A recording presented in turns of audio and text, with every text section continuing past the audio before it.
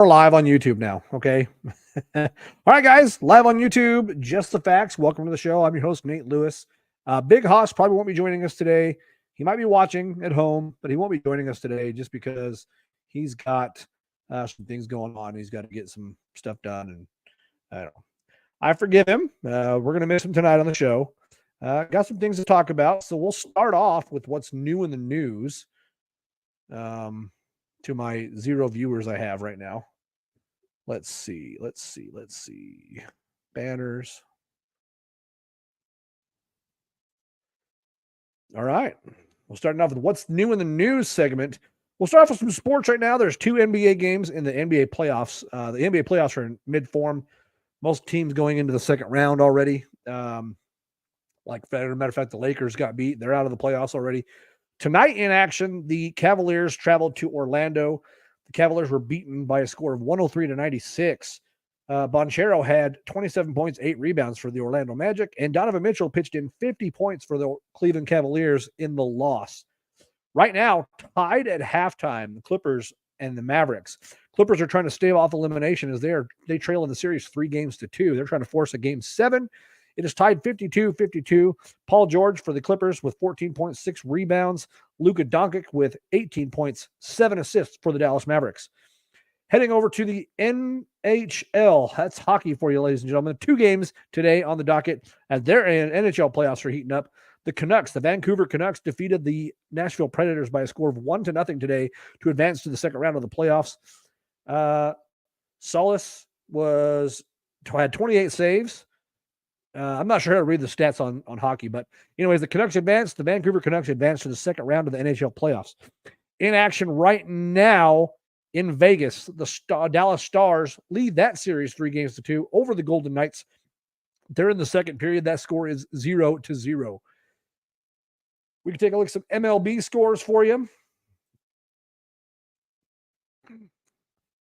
For the games that are already finalized today, let's go down here to the bottom. The Cardinals beat the White Sox 3-0. It was the Astros over the Marlins 5-3.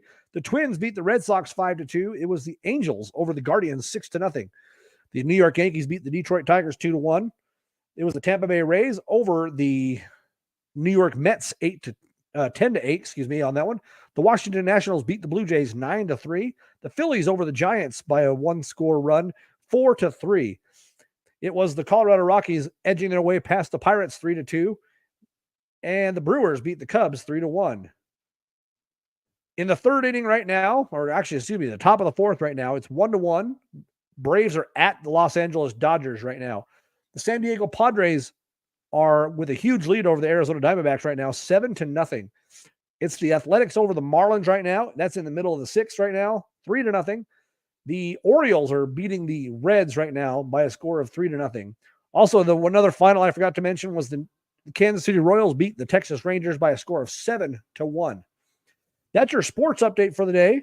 Let's turn our attention to the wild world of news.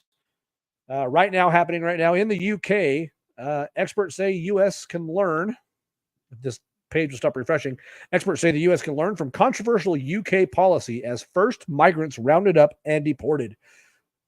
The UK has a strong new policy on deportation of illegal immigrants in that country.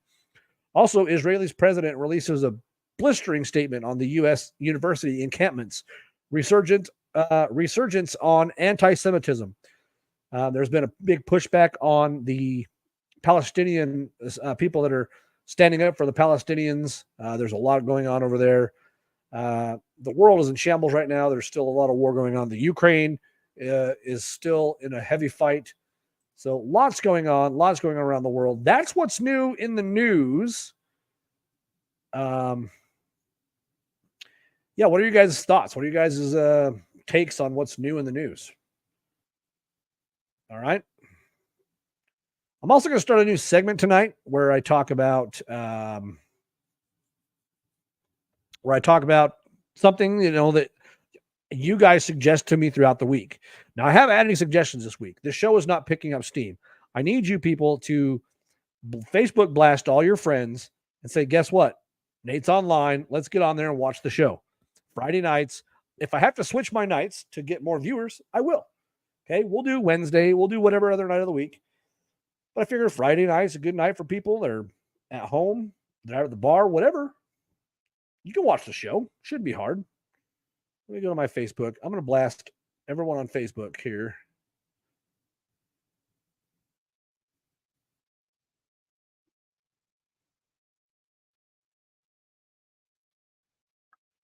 All right, all my live peeps. Let's see. Let's get this saying done here. Let's see. Copy. Paste. Anyone that's live, let's get them going. Come on in and talk. Come on in and talk.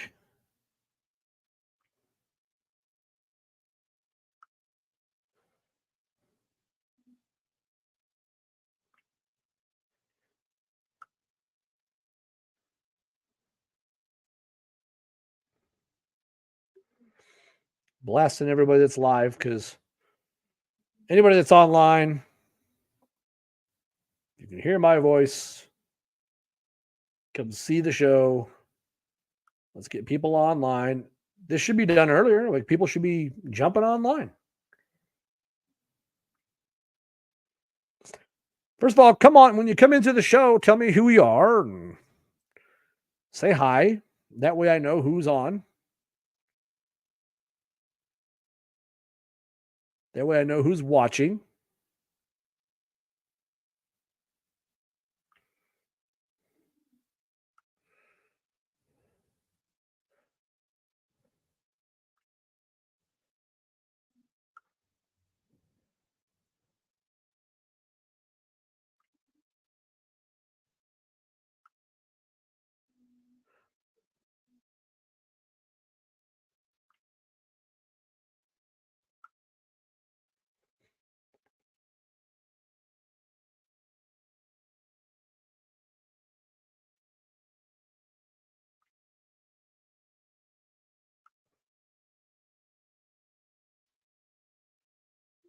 All right, inviting as many people as I can.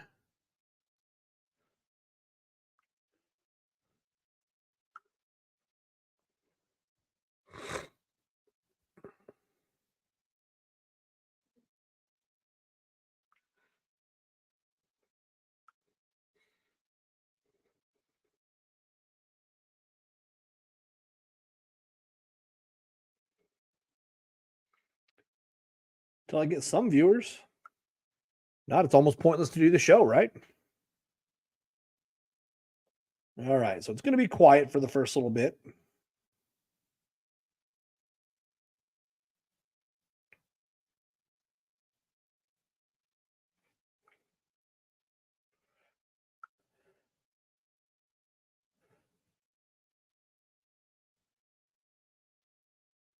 Gosh, I hate how it does that. Stop jumping around on me.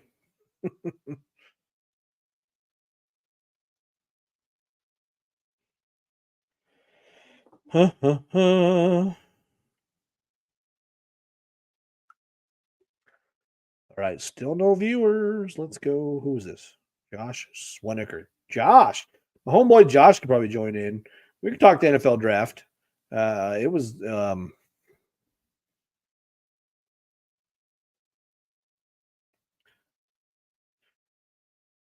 it's been what, almost a week and a half since the NFL draft.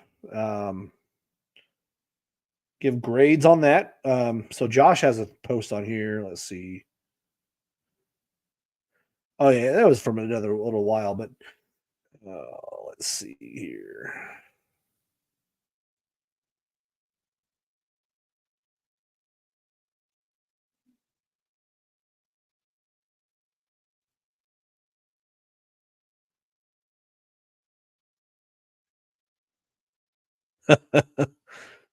Oh man.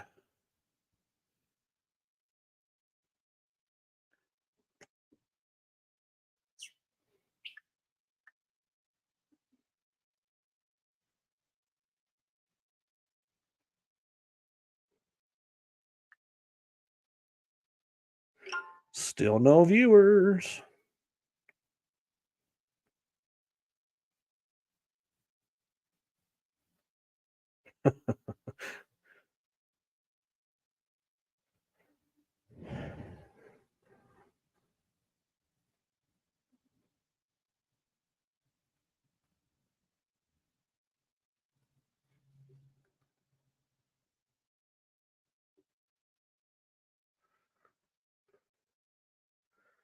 Hmm.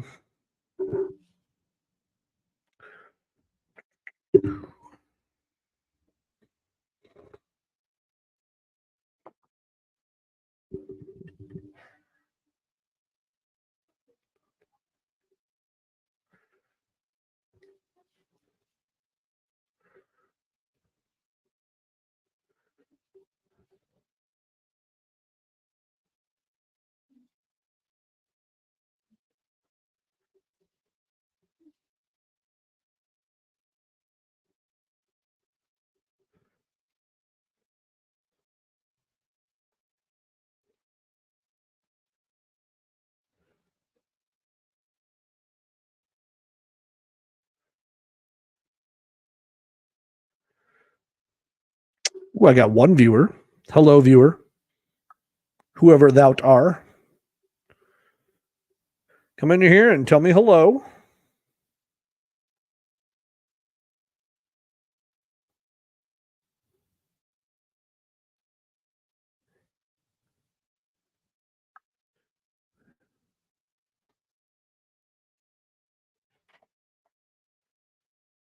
All right. Make sure you blast 3 of your friends on Facebook. Tell them to come watch the show. Whoever you are watching me live. That's all I ask when people come on. Oh, what's up, Eric? How are you, my brother? Welcome to Just the Facts. Haven't seen you in a while. How are you doing out there on in the Philippines? Right? Correct me if I'm wrong.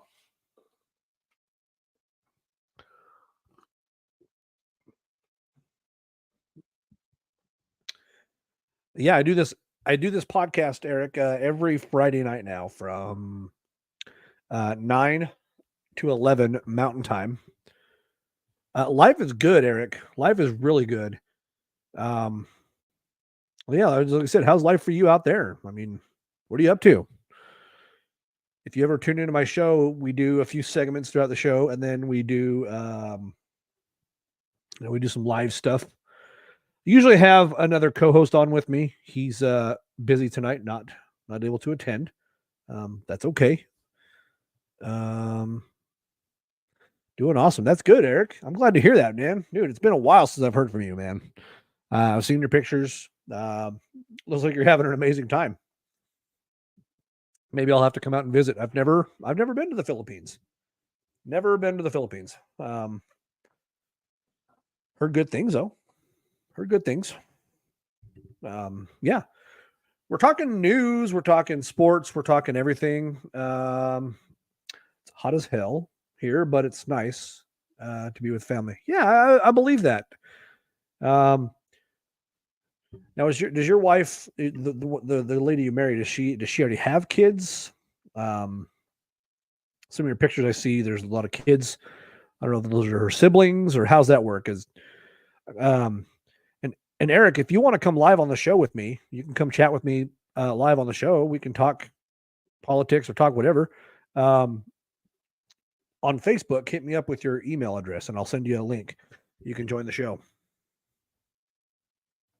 He said, "We'll get your ass out here then." Uh, you know, I've got a few job opportunities presenting themselves here.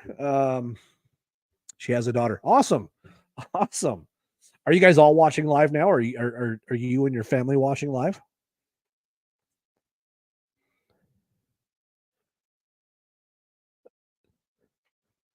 Yeah, Eric. If you send me an email or your email address on my Facebook, you can come join the show live, and wouldn't mind seeing your face and saying hi. That'd be awesome.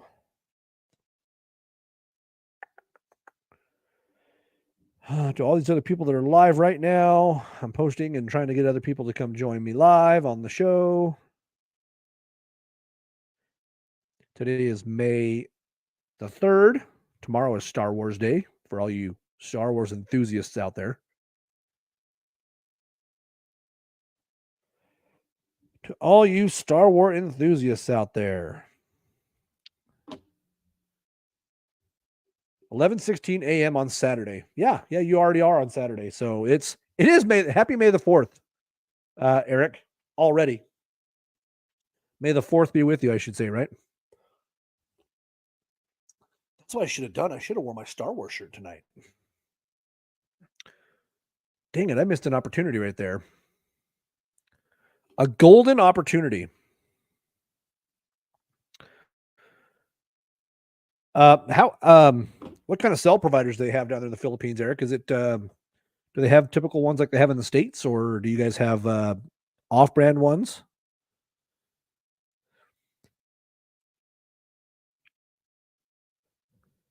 It's 11:16 a.m. on Saturday. Oh wait, hold on. It's 5:04 there. Oh yeah, it's 5:04. Star Wars Day. Yeah, May the 4th be with you. Down there, not up here. It's not Star Wars Day yet. Not till midnight. We have a few more hours. That reminds me, Eric. I'll be right back. Don't go anywhere. I'll be right back.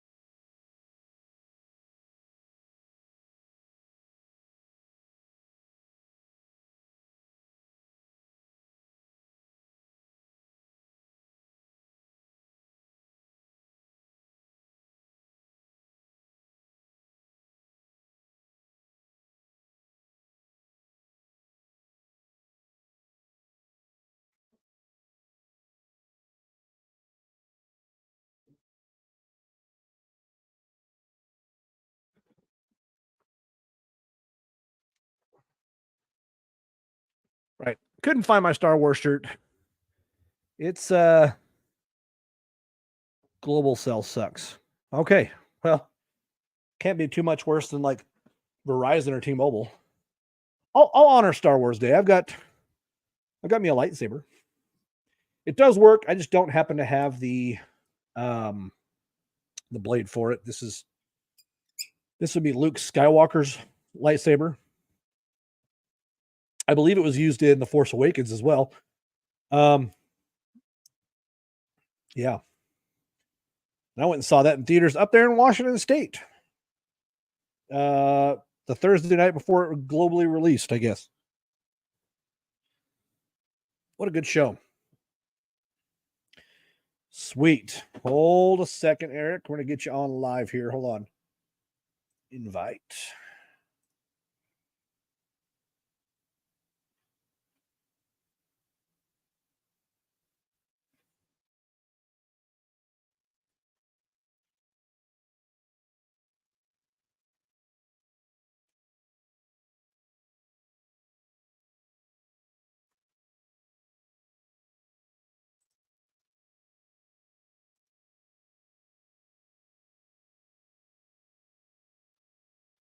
All right.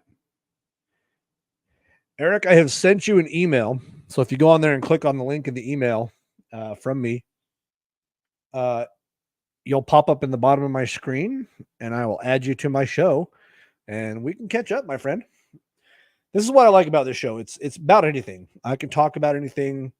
When I have guests on, they can post me what they want to talk to me about. We can just have fun, you know?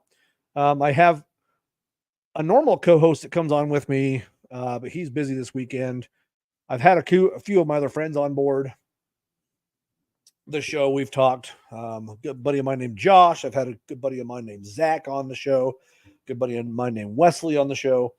So we've had a good cast of people on the show. This thing, got to find the right spot.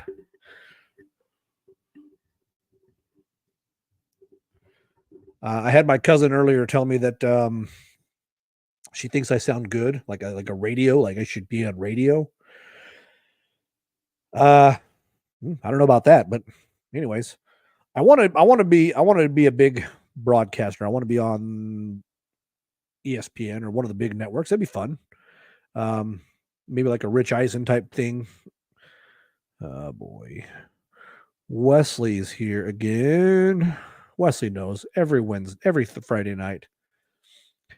Yeah, once you click on that link, Eric, and you get into my show, you should pop up in the bottom in my they call it a green room on this platform I'm using. Yeah, you can come on here and I'll get you in the show. Be live on camera with me. That'd be fun. Still trying to invite people. I want people to come see the show. When I see your face pop up on the bottom there, I will bring you on board.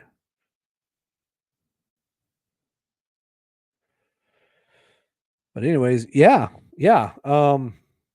Life's good here. Just finishing up my degree this month here in May, the end of May, finishing up my degree, Bachelor's of Science in Communications. Said you didn't get anything. Maybe I sent it to a wrong email. Let me try this again. Gmail.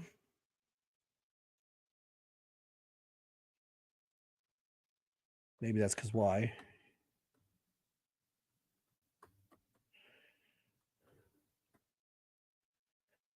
At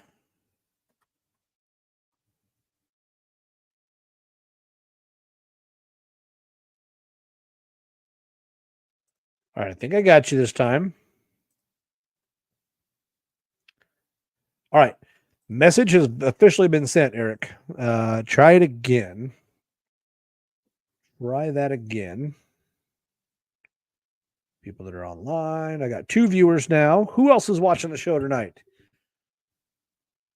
Give me a what's up. Come check out the show. I lost my other viewer. It happens. They come and they go. They go and they come. It's weird. Probably a weird way of saying that, but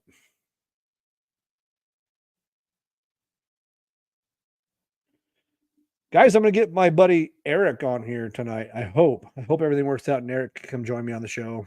Eric's a buddy of mine. I'm up in Washington State.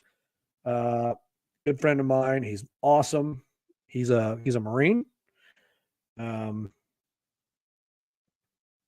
Just a good guy. Just a good, outstanding guy. So, Frank Brown, another one of my Army buddies I haven't talked to in years and years. What's up, Westicle?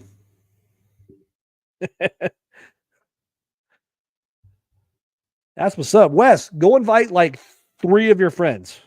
See how I did that? Go invite like 3 of your friends to come join the show. Ashley's on here. Ashley says, what's the news? Okay, we got Eric on now. Hold on. We're going to bring Eric on board, guys. Guys, my friend Eric. Eric, welcome to the show. My goodness, man. It's good to see you, man. How you been? Yeah, it's been years. How you been? It has been years, man. I've been pretty good. Working jobs. Yeah, I don't drive truck anymore. No, I don't drive truck anymore. I stopped doing that. Now I'm doing like restaurant stuff, and I work at a pawn shop here. I'm just waiting to finish my degree. I finished this end of this month, end of May. I'll be getting my bachelor's in communications. Oh, sweet. So, Ashley says, "What's the news?" I went through the news already, but I can do it again. I went through all the sports scores, Ashley. I was talking about world news. We talked about on Fox News. They're running an article right now that's saying that the UK is actually starting to deport their illegal migrants that are migrating to that country. Also, you might want to know the UK also issued allowed Ukraine to cross red line and use their weapons in Russia. Oh yeah, I heard about that too. Like things are heating up on that side too because was it NATO has all that presence there in Poland, right there on the border. Yeah. And And things are heating up here too. and there, well, in the Philippines. Yeah, with China. Yeah. Oh yeah, that's right. That's right. Yeah, you guys got China kind of pushing on the door. Yep. You know, it's funny because like I watch all these videos on YouTube and stuff like that about what would happen if a war broke out between China and the United States. Yeah, hold on. Oh, you're good.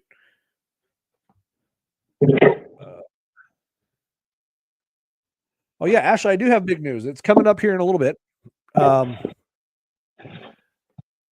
With two Sorry about viewers, it's that. kind of hard to hear news. No, you're good, Eric. No, yeah, I've been watching all these videos, and if we go to war with China, like what would the outcome be? Barring any nuclear war, because Well, I mean that's what kind of everybody. Their ships aren't tested for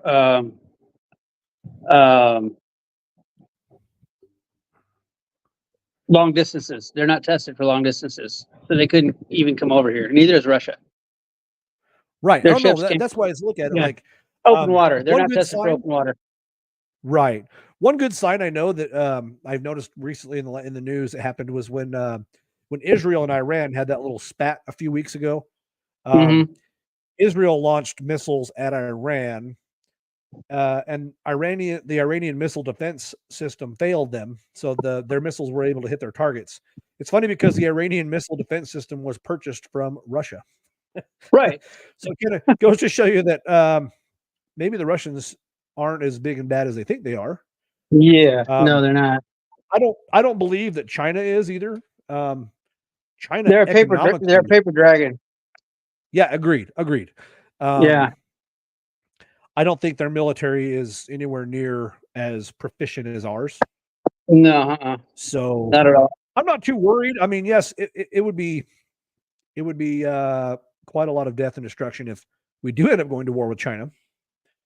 But it would take them a lot to get to the mainland United States. That is for sure. Well, unless they do a bridgehead over there in Alaska, but then they have to come through Canada. Right. You know. Well, I mean, Canada's got our back. Plus, if they get across into Alaska, we know they're coming, and we just hit them off at the pass. You know, it's there's no real. That's why the United States is so impenetrable. There's a lot of things that make the United States almost impenetrable for invasion.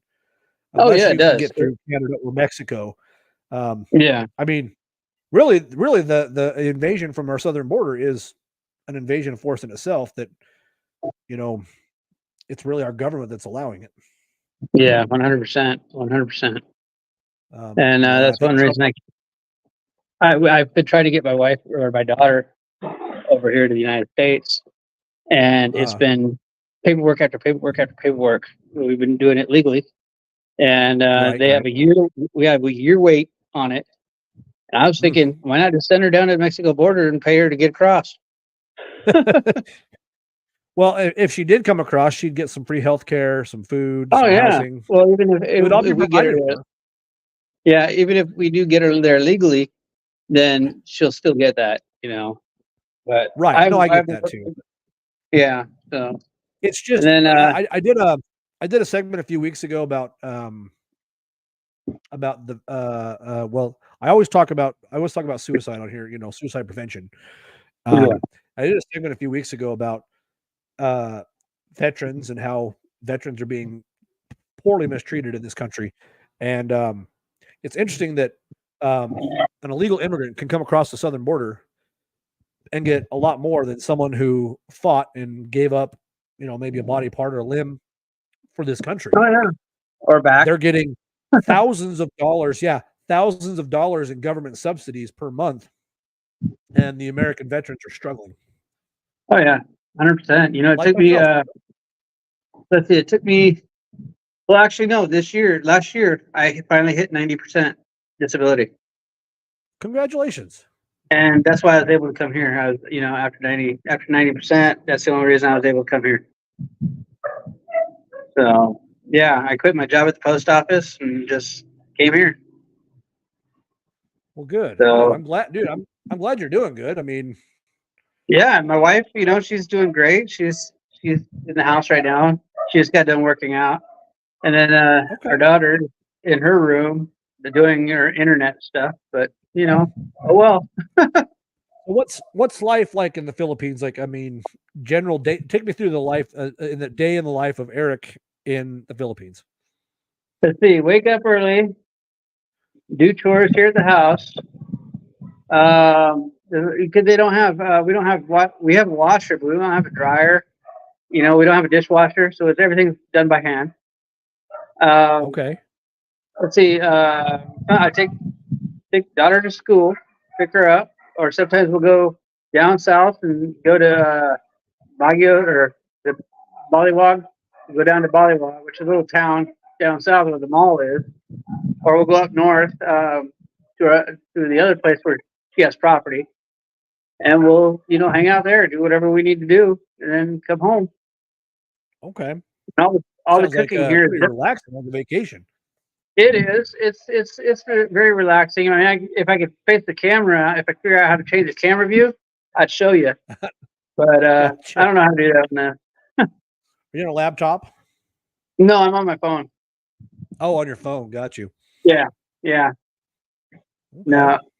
No laptop here. So how many bedroom house? I mean, is it like a 2-bedroom house? What kind of a house you got? It's a 2-bedroom house here. We're actually getting ready to sell it because we're going to build on our other property. We want a nicer house. This house is it's nice for the 3 of us, but it's kind of too big. Okay. It's a huge house, and we just need to get rid of it. So it's too big for us. Gotcha. Yeah, I'm just in an overpriced apartment, so I pay way too much. Oh, nothing wrong. Yeah, well, that's what I was in before I came here. So, now everywhere in the United States is getting way too expensive to live. Almost. Well, you're in Idaho still, right? Yeah, I'm in Idaho. Yeah. Yeah, the prices there are a lot cheaper than Oregon and Washington, but not by much. They are, but they're not by much. They're getting way up there. Yeah, well, so is Oregon and Washington. They're getting ready to skyrocket soon because the government. So yeah. So here's another thing. The pawn shop I work at, we sell guns, right? Our pawn shop is based out of Washington State. We're not allowed to sell ARs, AR-15s. Yeah, we're not, because Washington State has the AR ban. And not anymore. They don't. Supreme Court ruled that unconstitutional. They said it was unconstitutional. So did they overturn that? I'm gonna look that up. I believe they did. That's what I heard. Last I heard. I'll have to send you a link to who I follow that talks all about it. They might be wrong. I don't know. But sure. We'll look it up because I want to know too. Because if it's true, we can start taking. The biggest thing about our pawn shop is people bring in ARs all the time to pawn with us, and we just can't take them in because Washington State has that ban. Let's see. Washington State banned so-called assault weapons. That's not what AR stands for. And enacted another gun law taken in depth. Yeah, it's Armalite rifles, what it really stands for. Yeah. Let's see. Boom, boom, boom. Kind of looking this up because I want to make sure. Because if they did rescind the ban, then by legal law, we could start selling. Yeah, I believe the Supreme Court. I think it was last week. Found the magazine ban and the assault rifle ban unconstitutional.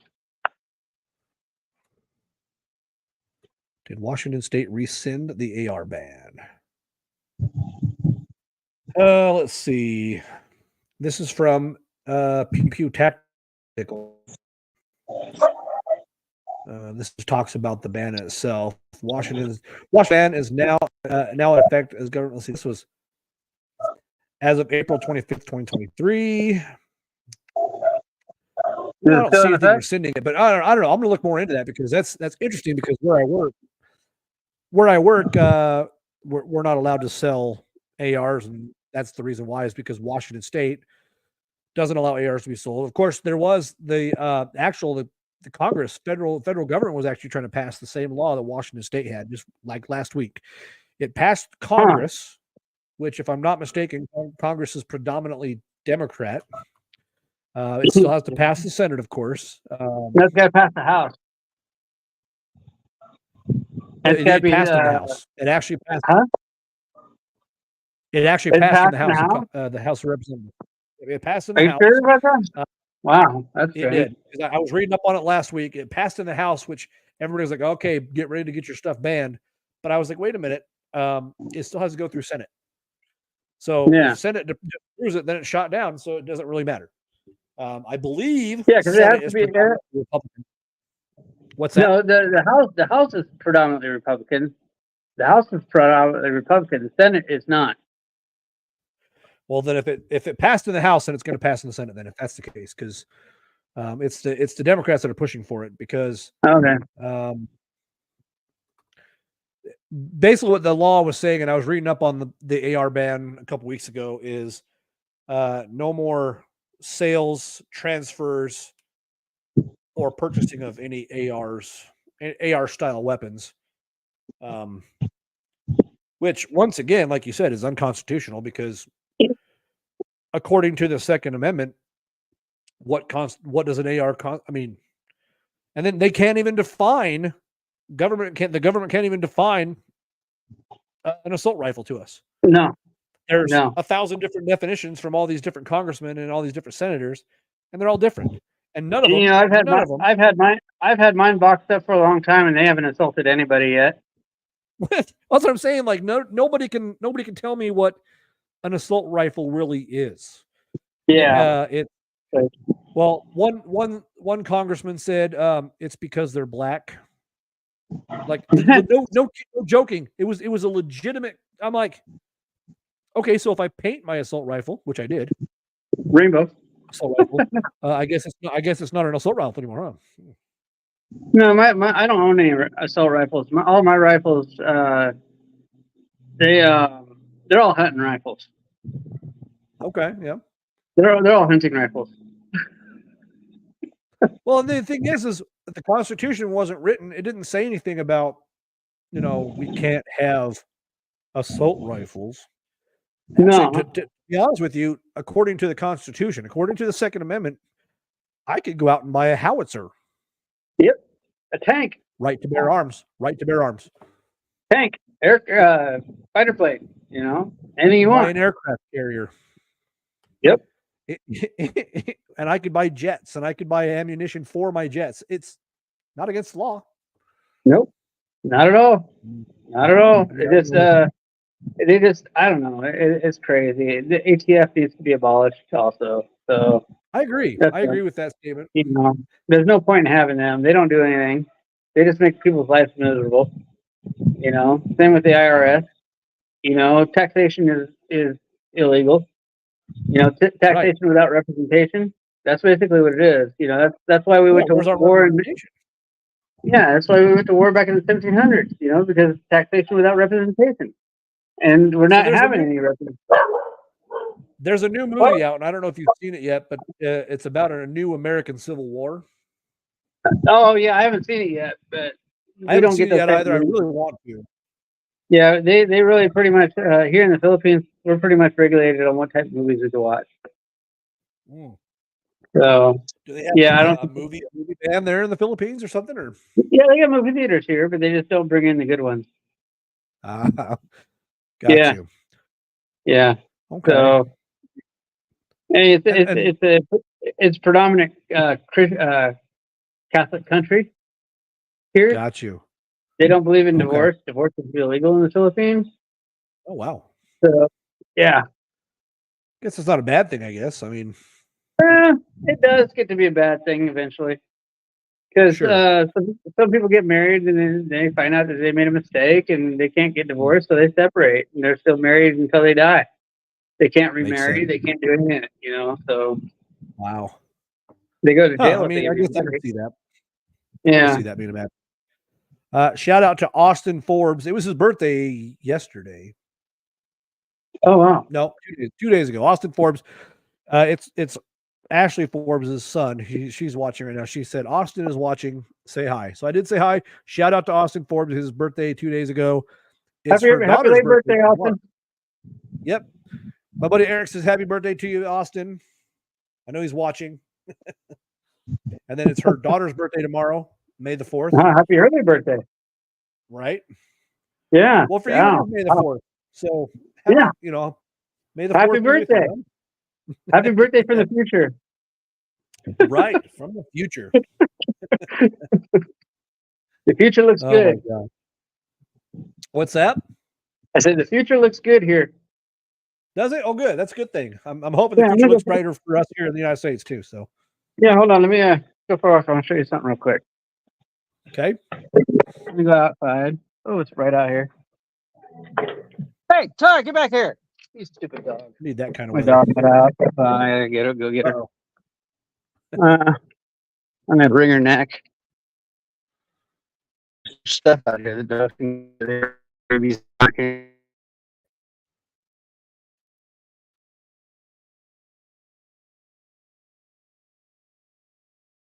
All right. Starting to lose him a little bit, but maybe he'll catch back on. There he is. I don't know if you see the weather. I know. What's that thing in the sky? Is that That's our street right there. Oh, nice. That's the sun. Yeah. Get in there. You know, I'll walk down here. Pretty cool over here. We got a cockfighting ring right up here. They still do that here in the Philippines. Oh, That's this great. is the farmland, kind of sort of behind our house. Uh-huh. I don't know if you can see all that land there. I can't yet. Your screen is frozen, but he's refreshing.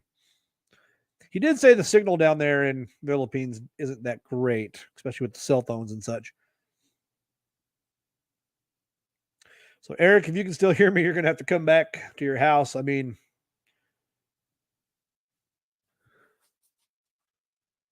looks like you're probably using your bandwidth at your house there.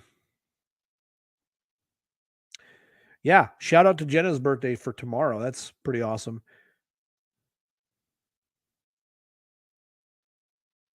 And Sean, what's up? Sean Combs. Not sure who that is, to be honest with you. I lost Eric, but I could send him another invite probably.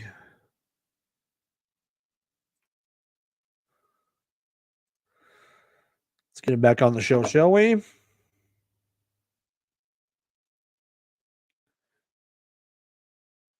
This is the one we want.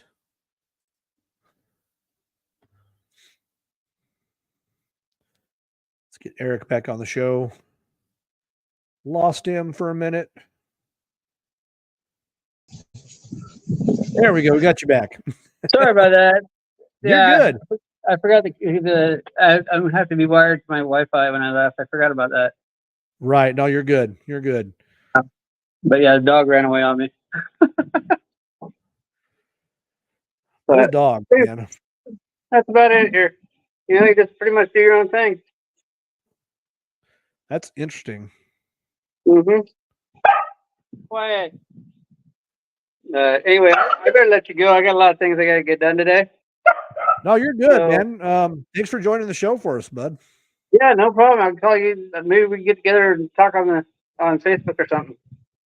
Yeah, definitely. For real. Like I said, I'm available a lot. And like I said, I got the show going. I get my degree at the end of the month, and then I'm looking for jobs in my degree field. Oh, that's cool. I'm going to keep doing this every Friday night here, Mountain Standard Time. So, yeah. Well, we lost Eric, looks like. Eric, thanks for joining us. If you're still watching, have a good day, bud.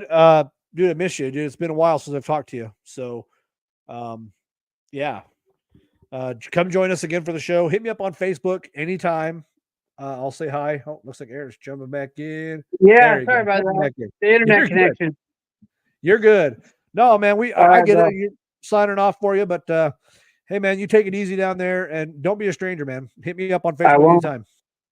All right, bro. You take it easy. All right? Anytime you want me on here, give me a call or whatever. Yeah, man. Just jump on just every Friday night from 9 to 11 Mountain Standard Time here. So I'm not sure what that time translates to you over there. But Pacific time is every Friday night. 3 hours late. Yeah. So wait, in Oregon, you're 2 hours difference to Oregon, right? You're an hour. Okay. So you're 2 hours. So you're 2 hours behind me, but in the AM or the PM. So right now it's 11:46 AM. So you're 9 PM, 9:46 PM. 9:45. Yeah, 9:45 right now. Yeah. Yep. Okay. Okay. Yeah. So that's yeah. I'll do that then. Every Friday at the same time I come on and I do a 2-hour show, 9 to 11. Come join me anytime. You're welcome back on the show anytime. All right, bro. You take it easy. All right. You too, man. Take it easy. Have a good one. Take it. Guys, that was good old Eric Eason. He's a good friend of mine. I met him up in Washington State. He would hang out at the bar with me there. The Silver Star Saloon. Shout out to the Silver Star Saloon. I've got a hat signed up there. If you're ever in Vancouver, Washington, hit the Silver Star Saloon up. They've got great food. It's a great experience. A lot of pool, dancing floor, a stage. They do live concerts. The Silver Star Saloon is a good place to be. I'm telling you right now, I worked up there as a DJ, the karaoke DJ for a good 6 months or so. Made a lot of good friends. I had a absolute blast up there. I go back to visit, not very often, sometimes. All right, let's get some more people on board. Get some more people talking. Let's see.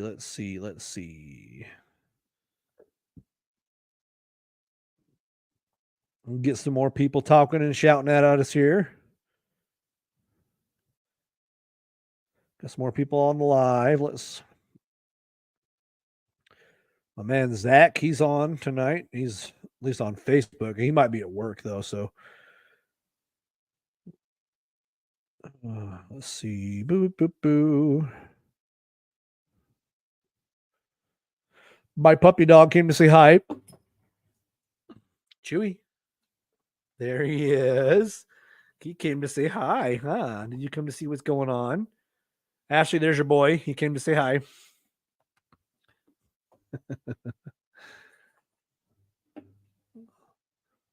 Yep, he came to say hi to his mom.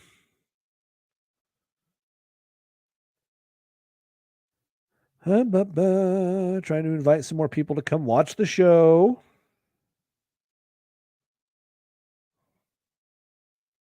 A lot of people on live. Or online, I should say.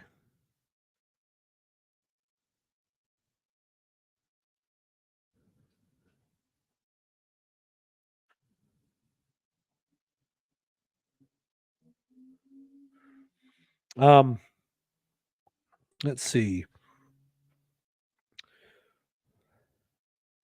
I didn't really have a lot planned today because throughout the week I wanted to get a lot of people on board with sending me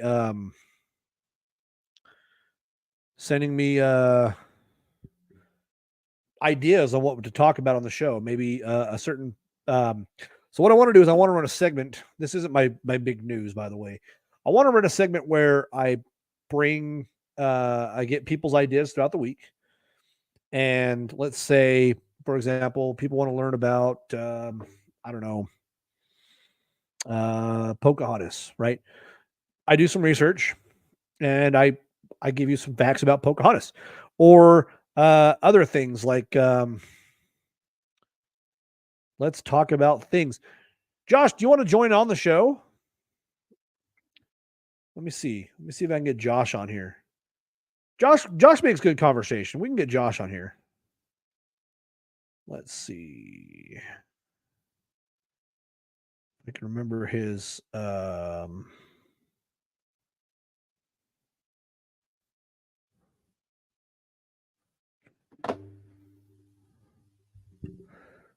he says he can't come on the show. Okay. It's all good.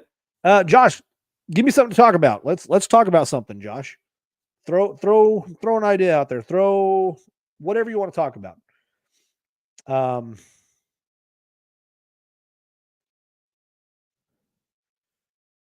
Throw me an idea. Throw me, like I said, I want to do a segment on here where of course, I got my new in the news segment where I talk about A busy weekend. It's my daughter's birthday this weekend. Happy birthday to your daughter.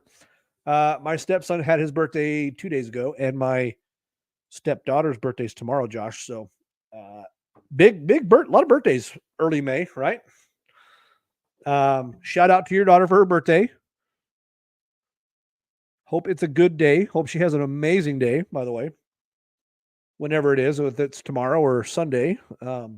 Only 2 weekend days, I guess. But so it's one of those days, but shout out to your daughter. Happy birthday, sweetheart. I hope you have a great day. But yeah, give me something to talk about, Josh. Let's anything. Like I said, I want to do a segment where I do my new in the news segment. I've got a segment set aside for Big Hoss when he's on with us to talk about. He likes to work on trucks. He's a big guy, mechanical guy. So we'll get him on to give us some pointers on mechanics and stuff like that. We'll talk about that stuff. And then I want to do a segment on here where I maybe we talk about a topic for the week, a certain topic. Throughout the week, I'm going to put out on Facebook what people want me to talk about on the show. Like I said, maybe it's Pocahontas, maybe it's the Battle of the Bulge, maybe it's Napoleon, whatever you guys want me to talk about, I'll come on and I'll talk about that subject for a good 20 minutes or so, and we can educate ourselves on things, right? That includes scientific principles. For example, you guys would be surprised to know that I know a lot about scientific principles, like the Kardashev scale or the 3-body principle, which people are like, what is? All right.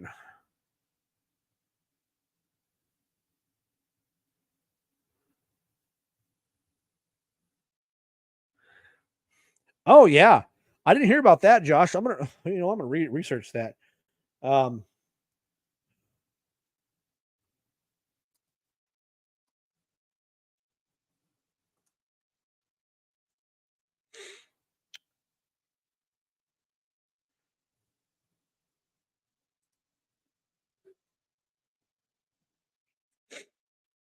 According to Rolling Stone magazine, Jelly Roll versus Jelly Roll. Pennsylvania band sued Country Star for their trademark infringements. So I guess Jelly Roll is getting sued by a band called Jelly Roll. That is incredible. Wow. Yeah, because he calls himself Jelly Roll, and there was a band named Jelly Roll. That's incredible. That's coming from Rolling Stone magazine, guys. It's let's see. Let's read into it a little bit. Okay, I'm going to read you guys the article here. Jelly Roll is facing trademark infringement lawsuit brought to you by the leader of Pennsylvania-based band that's been performing at weddings and charity events under the name Jelly Roll since 1980. The suit, highlighted in the Court Watch newsletter, was filed by Kurt L. Tichnell. I'm not going to pronounce that name right, but Tichnell, however you pronounce that, who is seeking injunctive relief against Jelly Roll to essentially stop him from using the name going forward. Tichnell's suit claims that his band's first use the name Jelly Roll name was since March 1980, and they obtained the trademark on August 17th, 2010. That was most recently renewed December 26th, 2019. Over a decade, Jelly Roll, the band, has regularly played private public events around northeastern Delaware Valley. In 2007, they earned an invitation to play at the White House after the former President George W. Bush's daughter saw them play at a country club in Delaware. First Lady Laura Bush liked them so much that she asked them to play at her 44th high school reunion that following year. So yeah, the band Jelly Roll, it doesn't show any pictures of them. It shows a picture of Jelly Roll, the single singer himself. Yeah. So he'll probably have to change his name. I mean, maybe he changes it to Peanut Butter Jelly Time. He might get sued for that too. Here comes Family Guy. Suing him for that one. Oh, man. You know, all these people online say, "Oh yeah, I'm going to get online and watch."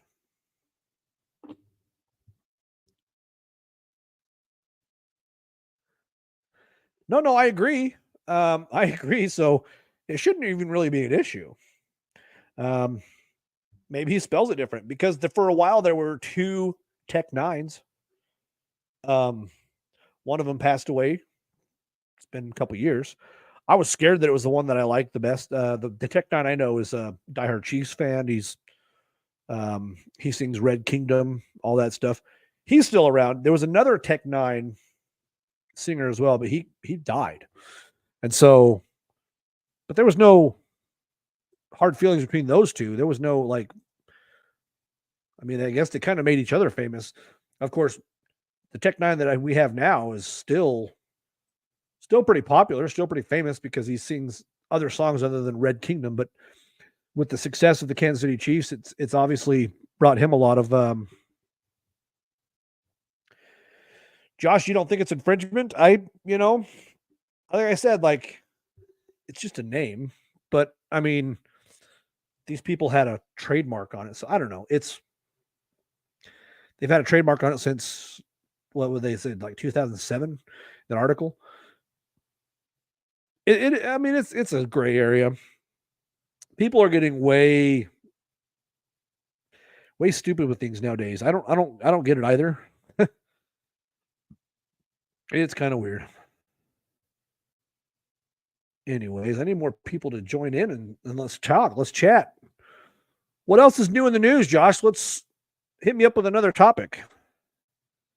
I mean, I like that one. That one's pretty good. You don't think it's infringement? I mean, like I said, I'd have to look into it more. I'd have to see more about that because maybe it is an infringement. I don't know.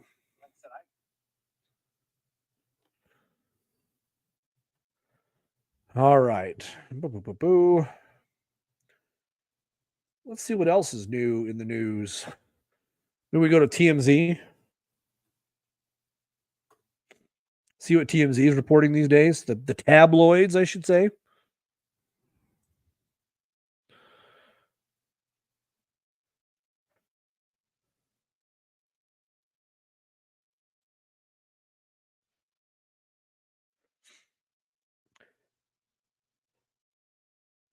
Oh wow. So I didn't know Dave Chappelle was attacked on stage at the Hollywood Bowl. Uh, but now the attacker is suing the security of the Hollywood Bowl for negligence. A man who attacked Dave Chappelle on stage at the Hollywood Bowl in 2022 is now suing the venue and its associated security, alleging that they allowed this whole debacle to unfold. According to a new legal documentation obtained by TMZ, Isaiah Lee, who makes a point of saying he identifies as bisexual and has experienced homelessness in his filing, says that he rushed the stage to attack Dave as a protest against jokes he made during the evening. Lee says the venue security team brutally beat him up after he tackled Chappelle, allegedly spitting on him and dislocating his elbow purposefully. And he claims the team allowed Dave Chappelle's entourage to whoop him as well. Um, yeah, that's something different.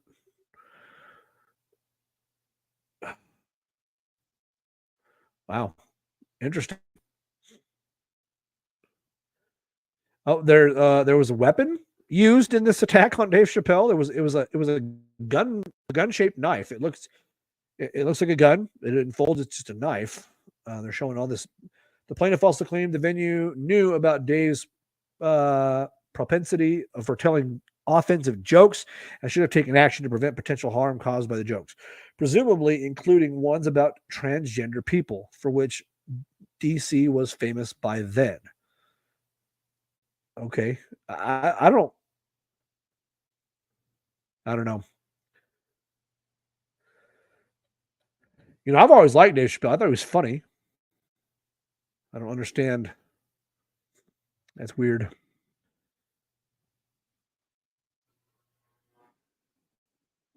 What's to watch?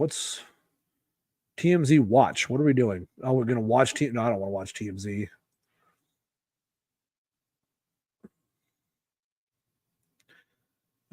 Black protester called Lizzo by a white guy receives what? Received monkey taunts. Like that racism gets out of hand. I don't care if a person looks like a celebrity and you want to make fun of that person. Like, race doesn't have to get into it. It's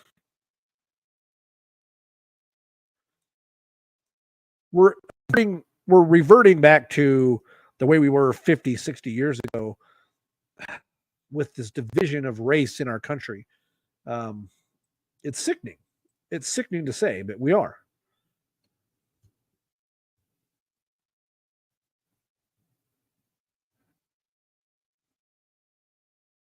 No, I agree, Josh. You're going back to Jelly Roll. No, I agree. I mean, I don't know. Did you just hear my spiel about Dave Chappelle?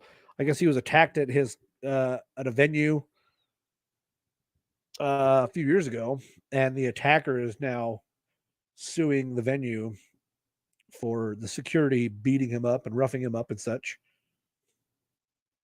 All right. Since I don't have a whole lot of viewers right now, I'm going to run to the restroom real quick. I will be right back. Don't you viewers go anywhere. Matter of fact, while I'm using the restroom, I want you guys to go invite a few people to come watch. Okay, go invite 2 people each. 2 people. All right, I'll be right back.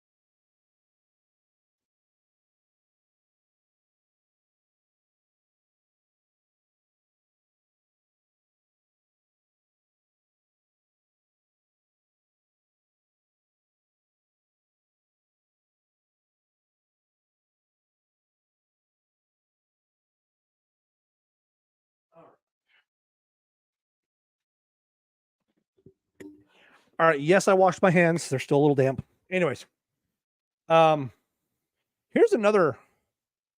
We're gonna get into this debate here. I got a debate we're gonna get into. I want it. All right. I'm gonna go in here. I got to create a banner for this one. This one's a different one.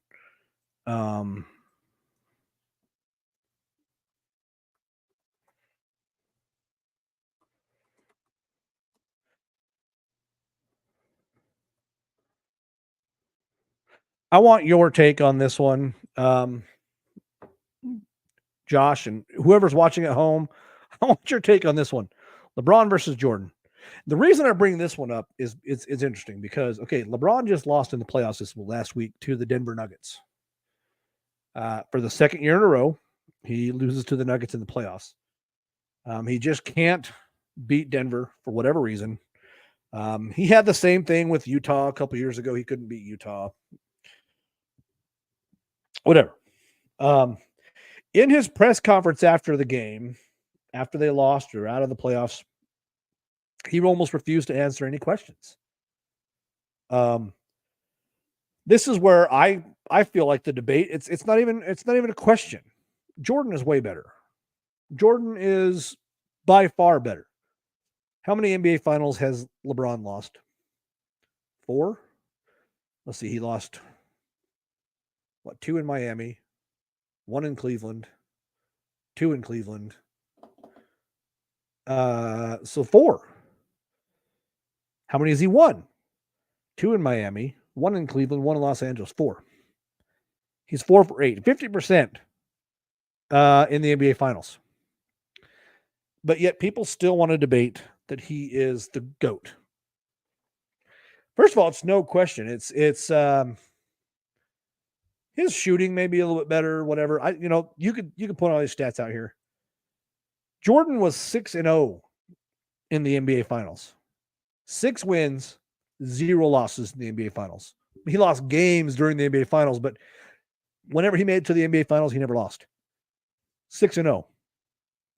Before he started going to NBA Finals games, when he would lose in the playoffs to another player, Bird, Johnson, whoever he would lose to in the playoffs. I never lost to Johnson because Johnson played for the Lakers, which means they would have played him in the finals, which I believe they did once. Phoenix, Los Angeles, and Portland were his first 3 NBA Finals appearances. And he beat all those teams. And then it was Seattle, Utah, and the last 3 NBA Finals he went to. Anyways, before he started going to NBA Finals, he would lose in the playoffs and come back next year better. He always got better every single year.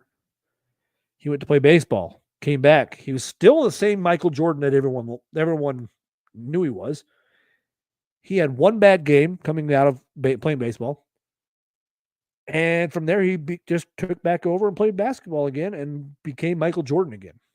He'd already won 3 NBA titles, went and played baseball for 2 years. He led another team. He let another team win the finals 2 years in a row. The Houston Rockets won back-to-back titles. That's easy. Jordan hands down. But I will say that they have their own stats to make them great for each of them in their eras. I think there are many GOATs. Okay, but this debate is never going to go away. And I don't even think LeBron is better than Kobe. I think Kobe's better.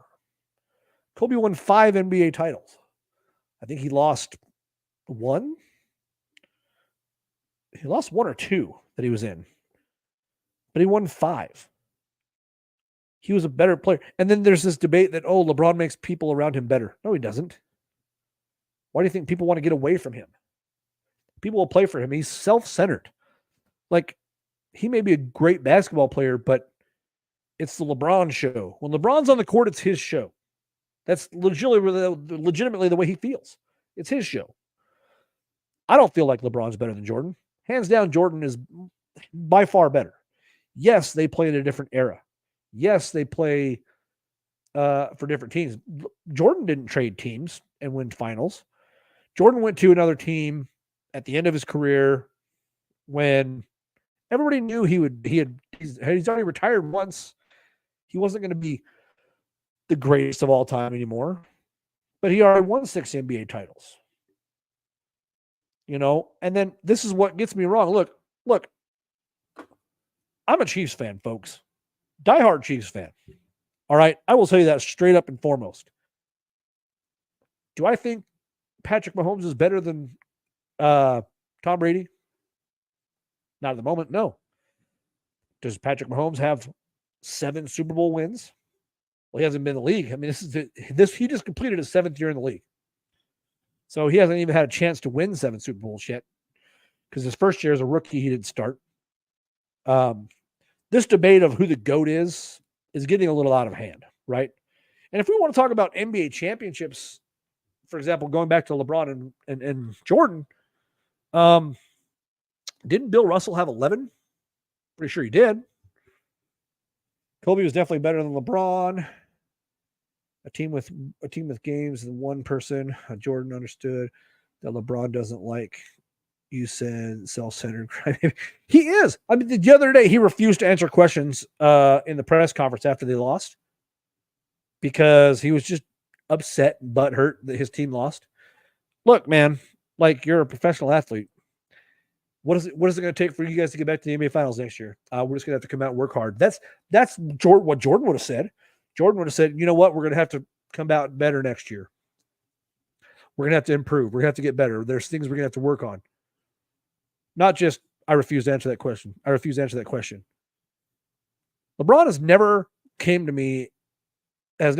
to me as a changing of the league style of player. When he first hit the league out of high school, I thought, man, this kid's good. He could change the league. I thought that at the beginning. I don't think that now. I don't think that he's going to change the league the way Jordan did. The NBA was dying. And then Jordan came along and saved it. Jordan came along and saved the NBA. It was dying. Larry Bird, Magic Johnson, they were all getting older. You weren't seeing those breakout players anymore.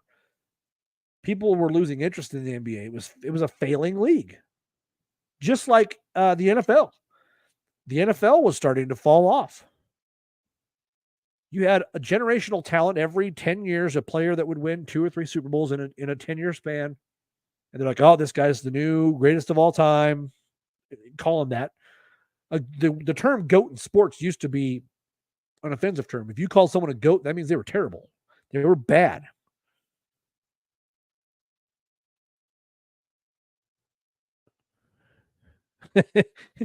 It is not acceptable to double dip chips in a communal dip.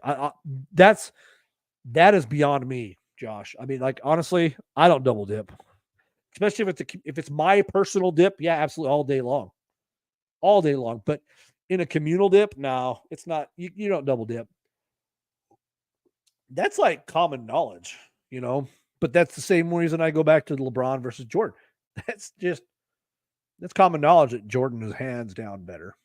Like I said, the new debate in the NBA and the NFL is Tom Brady better than is Patrick Mahomes better than Tom Brady? Not yet. Could he be? Of course. He's got plenty of time left to be better than Tom Brady. He's done more in the short period of time he's been in the league than Tom Brady has. Tom Brady won 3 Super Bowls right around the age of 30. He won his 3rd Super Bowl. Patrick Mahomes will be 28 before the NFL season starts this coming year. So he's already won 3. So he's ahead of what Tom Brady did. Now, Tom Brady took 10 years between his 3rd Super Bowl win and his 4th Super Bowl win because he won 3. He didn't even win another Super Bowl for another 10 years. And then he won 3 kind of in another 6-7 year period. And then he left New England, went to Tampa Bay and won a Super Bowl there. So that's how he got all of his 7. And then he played 2 more years in Tampa Bay before he realized, yeah, I'm just not good at this game anymore. He even said earlier on in his career, about halfway through his career, when he won his 4th or 5th Super Bowl, I'm going to play until I'm not good anymore. And that last year, he wasn't Tom Brady. He led them to the playoffs and just didn't show up. Everybody expected, Tom Brady's going to lead them back to the Super Bowl. And that's how it was for a little while. Players would announce their retirement. I'm going to retire from the league. Should college education be free for all students? Look, here's where I stand on college. Look, I'm a college student right now, and I'll tell you right now, I don't think it should be free, because guess what? These professors, they go to 8 years of college to become a professor, to become proficient, a doctor, or whatever they want to call themselves in their field. And they go to all that school, they pay for it all, so that they can pass that education on down to the lower posterities, or they can go out to the field and use that education that they learned in the field. But now they're professors because, hey, they found a good job at a good university they like. They like instructing there. It's how are they going to get paid if school's free? The even the federal government's public schooling system has been failing our country for years. It's not a valid system. It's not a set up system that sets us up to succeed as a country, as a nation. because they leave it up to the individual states to set their precedents for education. And you've got states like Idaho who are 48th in the nation. I don't feel like college should be free for students. Maybe if you work some students that earned it, like I went and fought for my country for 12 years. Okay, maybe my college should be free. Maybe college should be free if my dad's going to pay for it. Dad's got the money because he's a prestigious lawyer, went to Harvard, whatever. Let's see what else Josh saying here.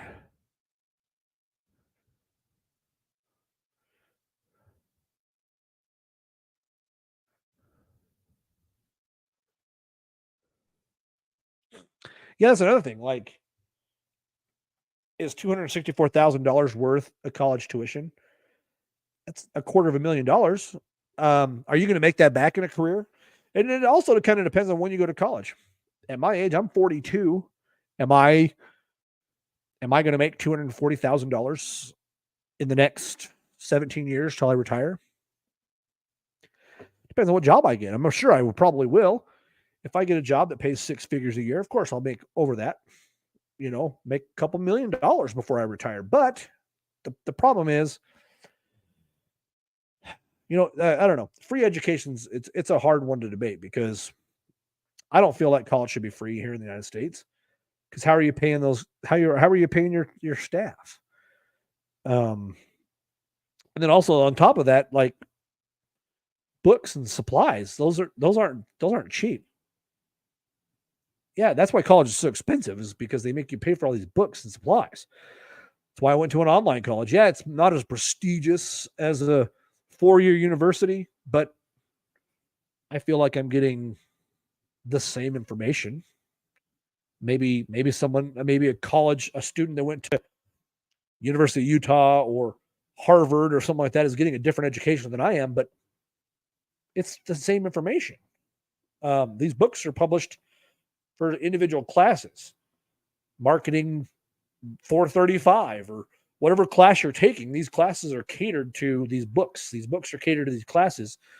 Whether I take marketing 435 at University of Phoenix, which is a shout out, by the way, that's where I go to school, or marketing 435 at Virginia Tech. It's the class, the curriculum that's taught, right? And yes, the field I'm in is wide open. It's people think, well, what can you do with a communications degree? What am I doing now? Communications. What do I do in my everyday work life? Communications. What do I do in my everyday life at home? Communications. Communications is a wide variety of things. Brother-in-law of mine works in the movie industry, communications degree. He's got the same kind of degree I'll have here in a few weeks. And he's using it to work in Hollywood. Communications is wide variety. Now you got other degrees, scientific degrees like neuroscience or any of these other ones that deal, medical degrees. I'm not even talking about like doctorates either, like, PAs, RNs, all this other stuff. It's important to implement term limits for members of Congress. All right, we're switching subjects. Man, Josh, you're on it tonight, man. You're keeping me on point. You know what? I need a producer. Are you ready? You're going to be my producer, Josh. Every Friday night, have my producer on here. Anyways, yes, I agree. I think all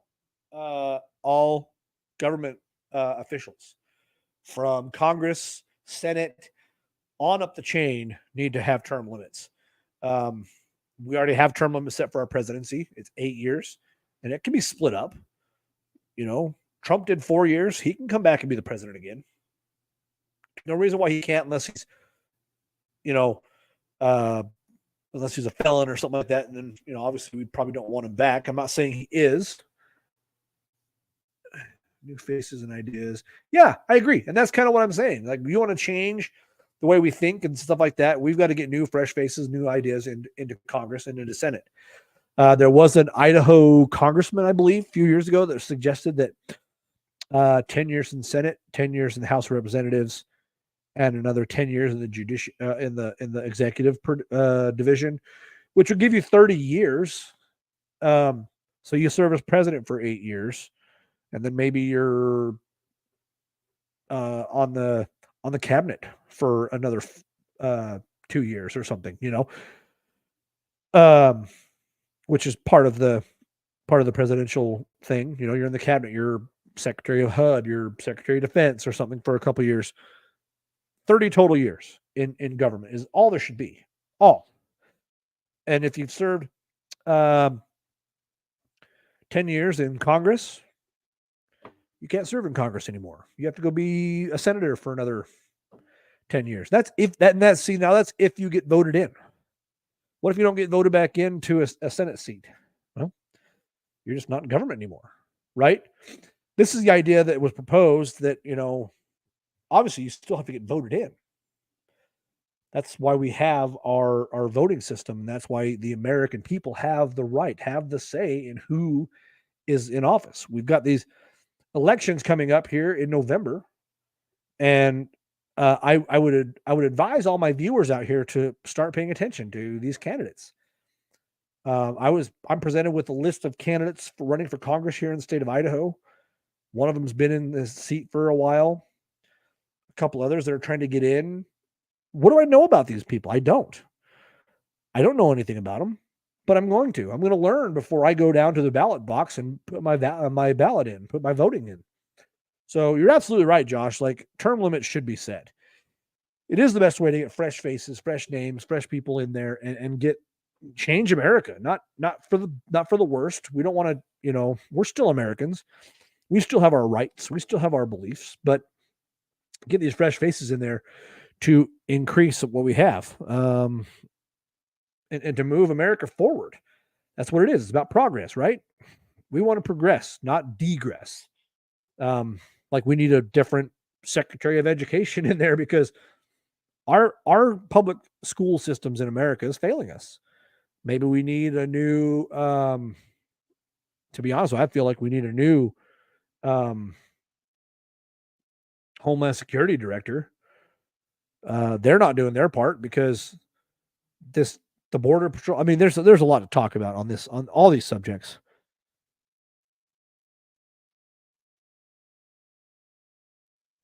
No, you're right, Josh. Congress has to vote on that. But here's the thing. Congress speaks for us. The Senate speaks for us. All right.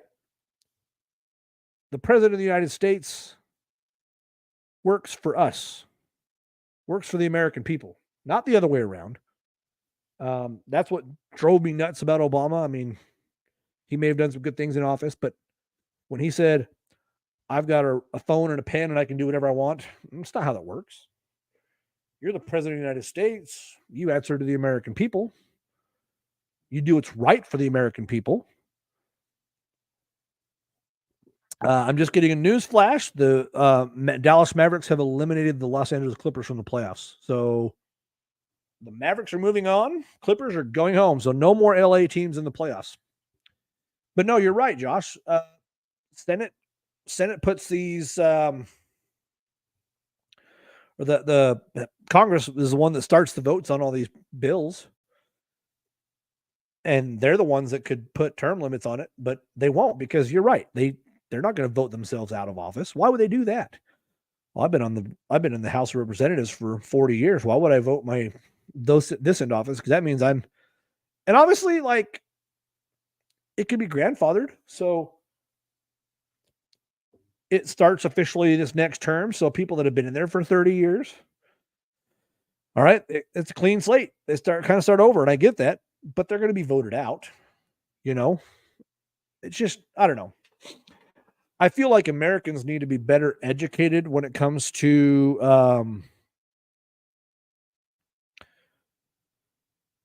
let's see, hold on. What'd you say now, Josh? You said something else.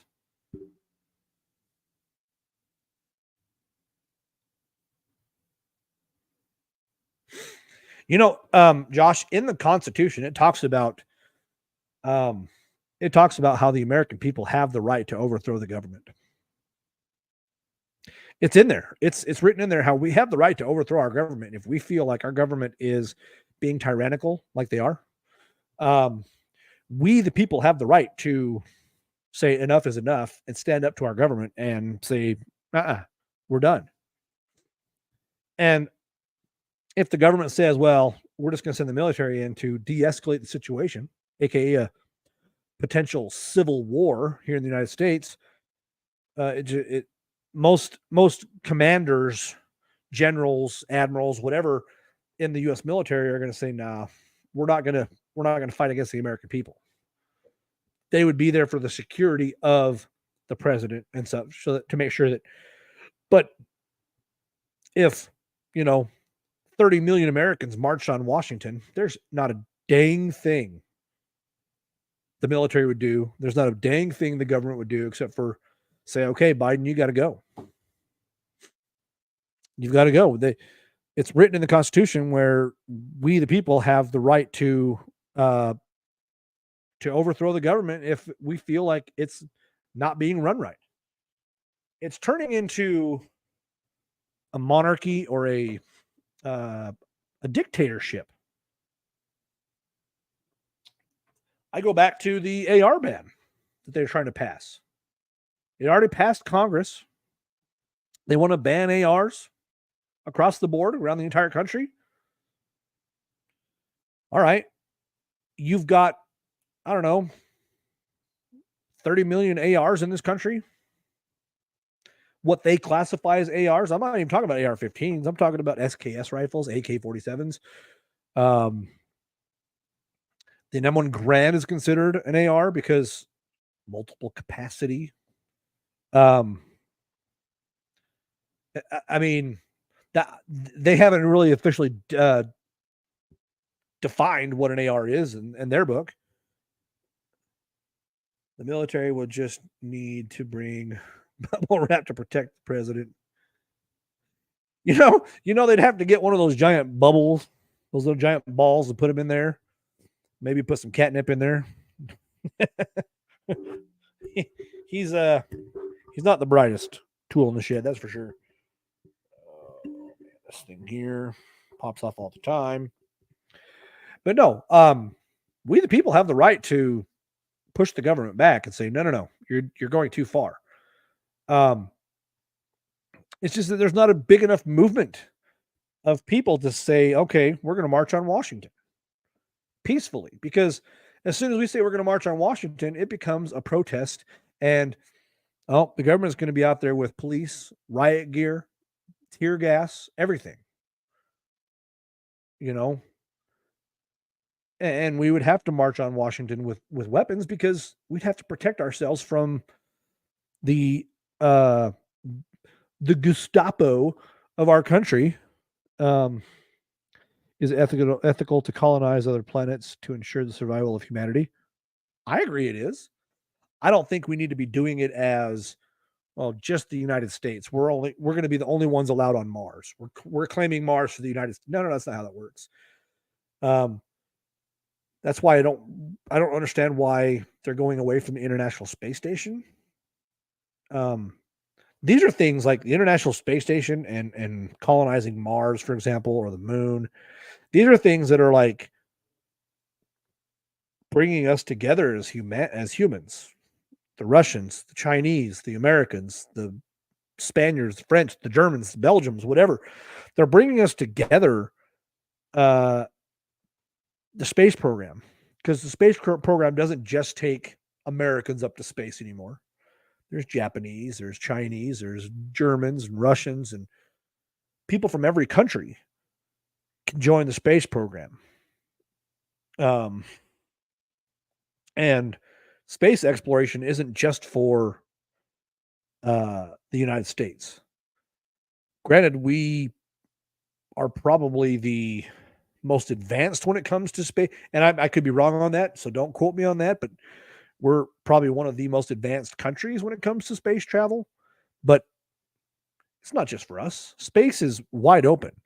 Now, to answer your question with a different way as well, the last word in that question is humanity. Humans, the human race. We are a race, not black, white, Asian, Hispanic, whatever. We are the human race. Why we fight amongst each other is beyond me. It's greed, it's power, that's what it is. But we're a human race, not just we shouldn't be divided by the color of our skin or the way we talk or anything else like that. We should be working together to make our planet better for our children, for history. But yes, for the advancement in technology and the ability to move to other planets if we have to save the human race, humanity, right? So I believe it is ethical to go and repopulate on Mars.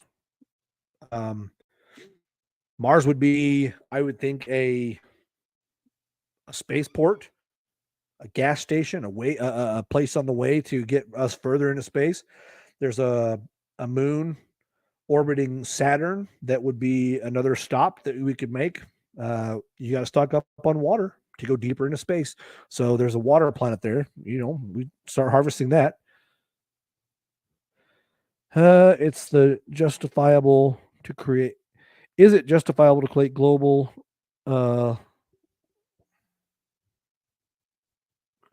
language to promote unity and communication? I don't believe that we need to have one language across the earth. Like there was one language before the Babylonian Tower, before what do they call it, the Tower of Babel was built.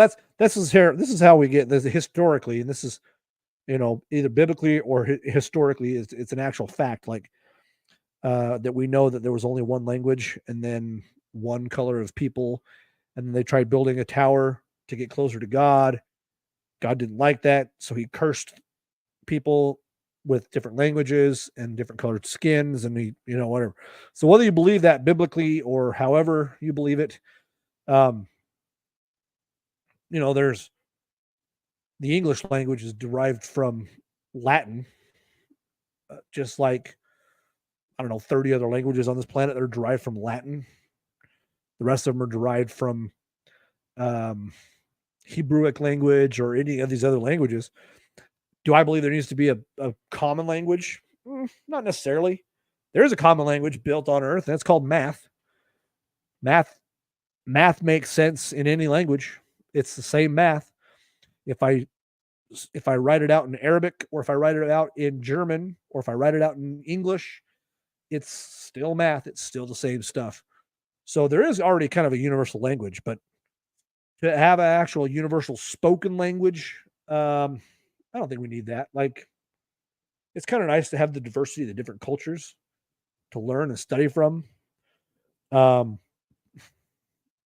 It may help us to understand each other better if we had a universal language to speak. But like I said, it's not hard to learn French. It's not hard to learn German or Russian or Farsi or any of these other languages nowadays. You got these programs that just help you learn. Rosetta Stone, or what's that one that's Chatty or something like that? No, that's a dating app. There's another one on there that's a lot easier for a few different reasons. But no, global chat, I don't think needs to be a thing. I wouldn't mind learning German or French or something else. It would be fun. Not because I would have to for a job or to be able to communicate and do business in other countries, but it'd be fun to learn another language. How cool is it when you see people talking other languages that know multiple languages? It's kind of cool, I think.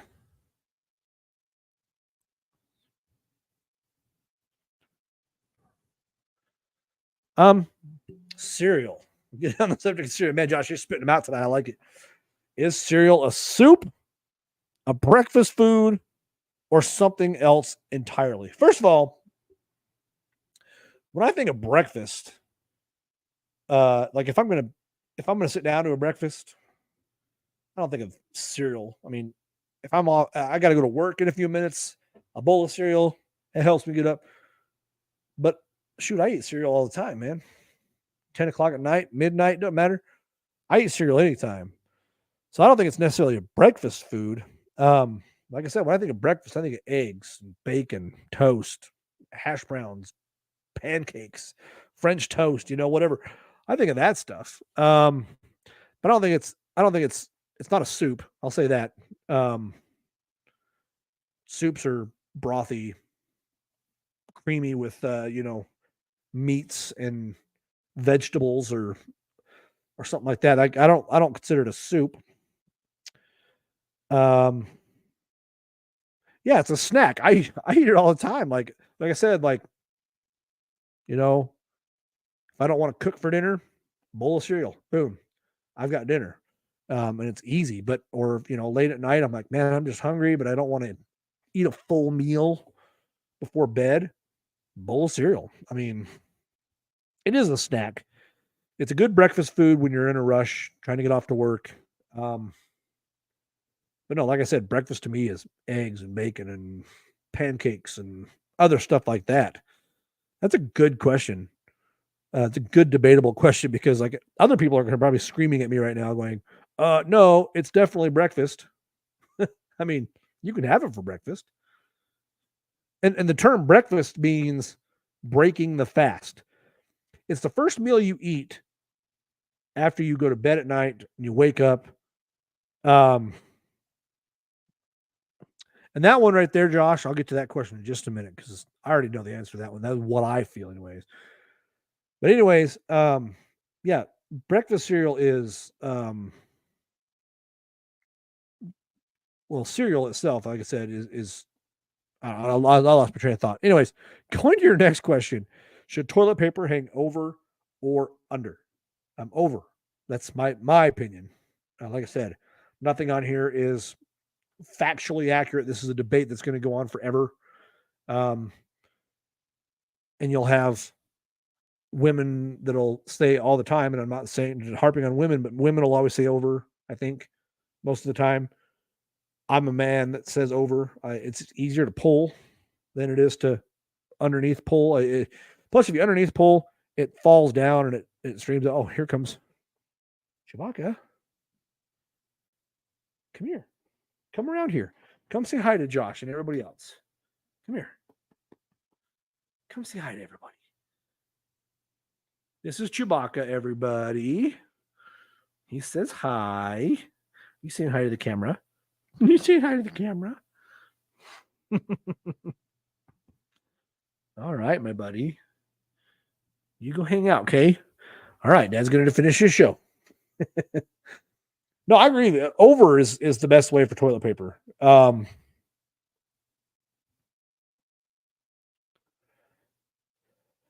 Is water wet or is it just a perception? Okay, another interesting topic. So, the components that make up water, hydrogen and oxygen, they're not wet components. They're both dry components, as a matter of fact. Well, oxygen can have moisture in it, but that would be water molecules. So, is water wet? I mean, water may be wet. Or is it, and here's the thing about water. Water is these molecules that are smashed together so fast, hydrogen and oxygen. An interesting fact on the way, side note, did you know that humans can't actually produce water by combining hydrogen and oxygen together? They've had certain testing done, and there's no real effective way of making it happen, of taking hydrogen and oxygen and forcing them together to create water. It just hasn't scientifically been done. They're working on that because this is the kind of stuff that I talk about, that we're trying to go into deep space, and we would need water sources that we could just, there's a planet down there that has a whole bunch of hydrogen just on its surface. We could go down there and scoop up a bunch, and we can make water as we continue traveling through the universe, through the galaxy. But there's no effective way of doing that. That's why I talked about that moon that orbits Jupiter, that is like frozen water. It's got like water underneath. It's frozen on top because it's a cold planet, which is weird being so close to Jupiter, which is a hot, gassy planet. Yeah, I don't honestly, Josh, in my scientific studies, everything I've seen, I don't think we can't artificially make water. It can't be done. Obviously, we know the components that make up water: hydrogen and oxygen. 2 parts hydrogen, 1 part oxygen. Or did I get that backwards? No, it's 2 parts oxygen, 1 part hydrogen. Anyways, like I said, I may have got that backwards too. I'm not extremely scientifically sound, but I don't believe that humans can actually artificially. Can humans artificially make water?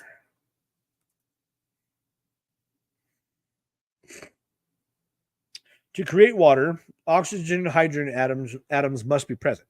Mixing them together doesn't help. You're still left with just separated hydrogen and oxygen atoms. The orbits of each other atom's electrons must become linked, and to do it must be sudden burst of energy to get these shy things to hook up. So no, we cannot artificially create water.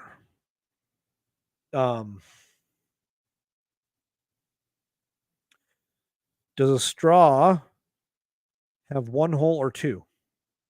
To be honest, I think it's just 1. It's just 2 ends, but it's one straw. My opinion. H2O, 2 parts hydrogen, 1 part. That's what I thought. Okay, but yeah, you're right. No, we can't artificially create water. Scientists haven't quite reached that part yet. Like I said, this is what keeps us from going into deep space. Josh, tell me if you've heard about the Kardashev scale. And you can Google it if you want to. It's a real thing.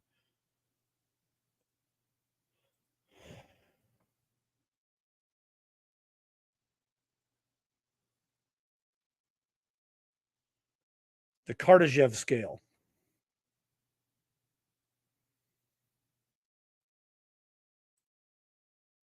Created by Dr. Kardashev. He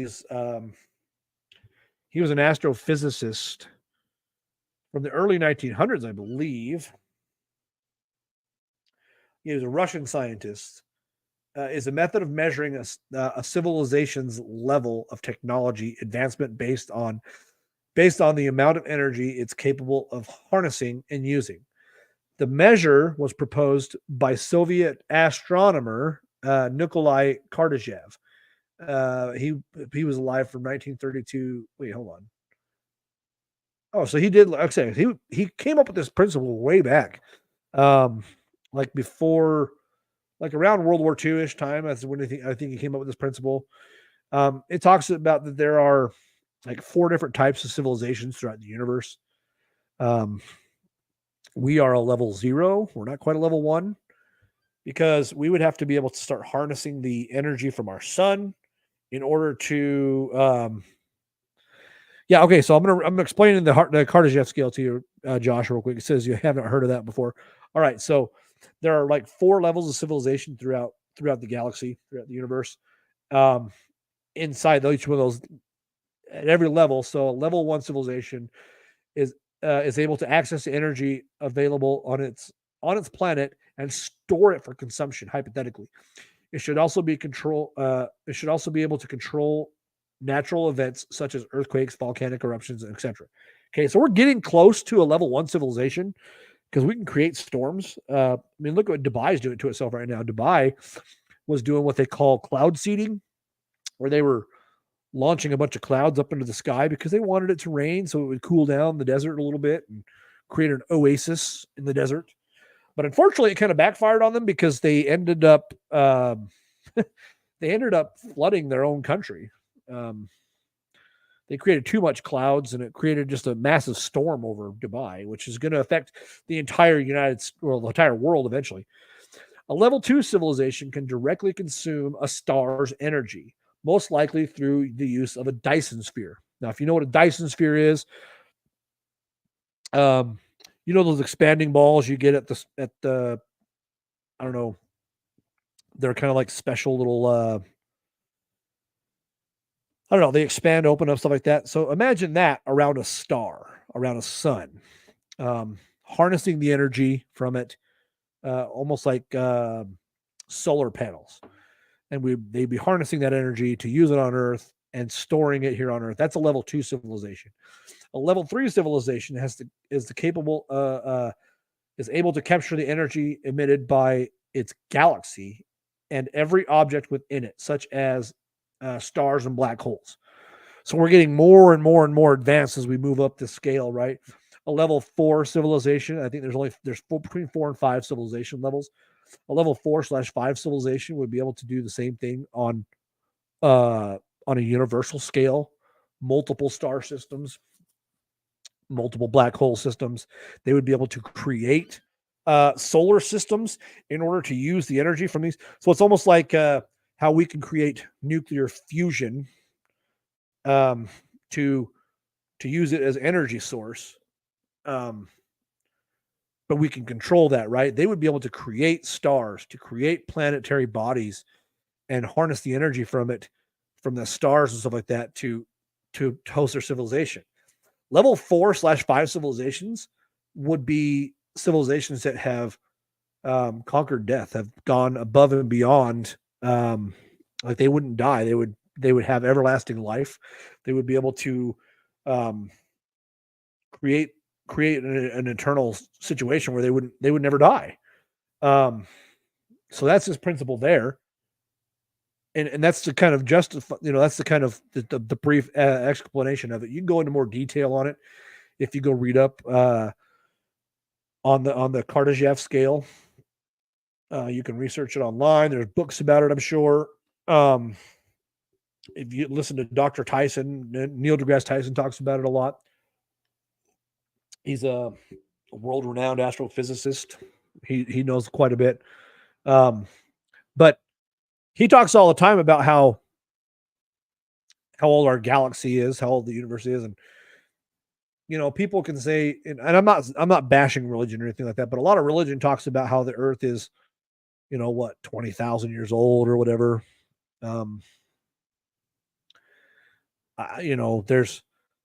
That's good for carbon dating, because carbon dating usually translates between 0 and about 50,000 years. So radiological dating, which is what they use now to tell how old something is, has told us that Earth is more like 6 billion years old. And then out of that 6 billion years, there was like maybe 2 billion of it has been like 4 billion. Well, no, 2 billion of it was where Earth was just a molten ball of lava. And then it started cooling down. And then plant life started growing on there. It's just, yeah. Here, but how would we be able to do this if we can't even make water? I mean, no, see, that's the thing. Like, if we can't make water, Josh, like, we're not a level 1 civilization. A level 1 civilization is where we would be able to make water, where we'd be able to harness the energy from our sun, and store it here on Earth. We would be able to control weather, all this other stuff. So there's things that we're doing. We're testing things. Like when they were testing the atom bomb, the first ever atomic bomb, Eisenhower and Dr. Oppenheimer's mathematics were saying that, okay, this is going to split the atoms in the space that we're dropping this bomb on. It's going to split the atoms, and eventually it would continue to split atoms around the world and would destroy us. They thought that literally they were about to destroy the Earth. And by all means, with the advancement in nuclear technology, we may have killed ourselves in the future. It may come down to that, to where we end up nuking, ourselves. enough nuclear weapons launched and pinpointed in the certain parts of the earth. That's why they say the United States is 8 overkill with its nuclear weapons, and Russia is like 10 overkill with nuclear weapons, and China is like 2 or 3 overkill. Or all these countries that have nuclear weapons, they have enough weapons to destroy the earth that many times over. Because if they strategically launch nuclear weapons at certain places on the earth and hit them all, you would create a chain reaction that would send the earth, that would just destroy the earth. They use a lot of these scientific principles in different TV shows. There's a movie called The Core from the 90s. They kind of use that same principle using the energy force, and they blew up these different nuclear warheads in the core of the earth to start the earth spinning again so that they could, so that our electromagnetic field would stay in place. But no, like seriously, like we're not even a level 1 civilization, Josh. Like we're still 200,000 years away from being a level 1 civilization to where we could be sustainable enough to where we could harness energy from our own sun and use it as energy here. Our sun is what's called a yellow dwarf. Our sun is probably, what do they say? Something like 8 billion years old, I think, is what they were saying. It's got more time because you have bigger suns in the universe. Red dwarfs, red giants, all these different variants of suns. Like a red giant was like 300,000 of our suns in our galaxy. Like it's a lot. And so you think about how old our sun is, 8 billion years, and you're thinking, man, that's a long time. Not on the general spectrum of how far they've looked into space with the James Webb Telescope, which has shot, which has seen what they see as the edge of creation in our universe. Or they have a name for it. I'm not sure what I can't remember what it is, but they the edge of our civilization, and they can see it, and it's about 14.5 billion years out, which means Earth was created somewhere around 8 or 9 billion years into the universe's creation system. But they've even seen, and you'll see, you can look it up, the three pillars in space. They've got these 3 like gassy clouds that stick up, and they can see like galaxies like shooting out of them. Like they've seen all this. This James Webb Telescope was huge. Like we thought Hubble telescope was big back in the 90s when they launched Hubble. And we saw, I mean, it completely changed the way we think about the universe and how we see space and deep space. And then they launched the James Webb Telescope, and it's on the opposite side of the sun from where we are, and it stays over there, and it takes like high resolution photos for billions of miles out. I mean, billions. And of course, all this light is taking billions of years to get to us. Because, like I said, that's as far out as we can see. That's as far out as the light has gotten to us. Think about how far that light has traveled. 14 billion years to get to us where we are now. That means there's 14 billion. Well, that means there's a couple more billion of years, light years, beyond that we haven't seen yet. It's not that doesn't exist. It's not there. It's just that we haven't seen it yet. And a lot of these scientists talk about how they, definitely, we've seen the edge of the universe. No, you haven't. You haven't. We haven't seen it yet. And so that's what the Kardashev scale is. You can go research that more, Josh. It's incredible. I did say I had some big news tonight. So for anybody watching, you guys may know I'm adopted, right? Would I prefer to time travel to the past or the future? Well, I don't know. That's a good question because, okay, so let's presume that time travel is possible, and it may be. It's just that we haven't, like I said, we haven't discovered it yet. I think going into the future would be more devastating because there's a lot of knowledge that we don't know about. There's a lot of knowledge that I think it would be too much knowledge for our brains to contain. But going back in the past, we could alter the timeline, So I think it'd be dangerous. I think time travel would have to be extremely regulated if we were able to do it. But anyways, I got 3 minutes left on my show, guys. So I do have to say one thing. I did promise that I would make an announcement tonight, and I do have an announcement tonight. Okay.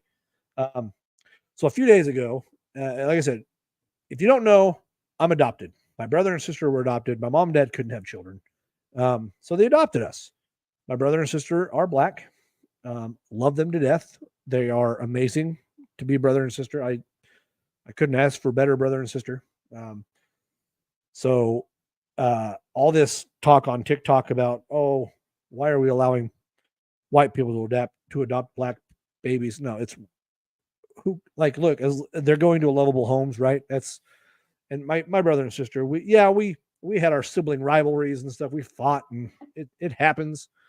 But yeah, we're all adopted. Anyways, pursuing forward. A couple days ago, I was driving home from work. I listened to hits of the 70s, 80s, and 90s channel. They play Michael Jackson, Duran Duran, just, music. It's good music.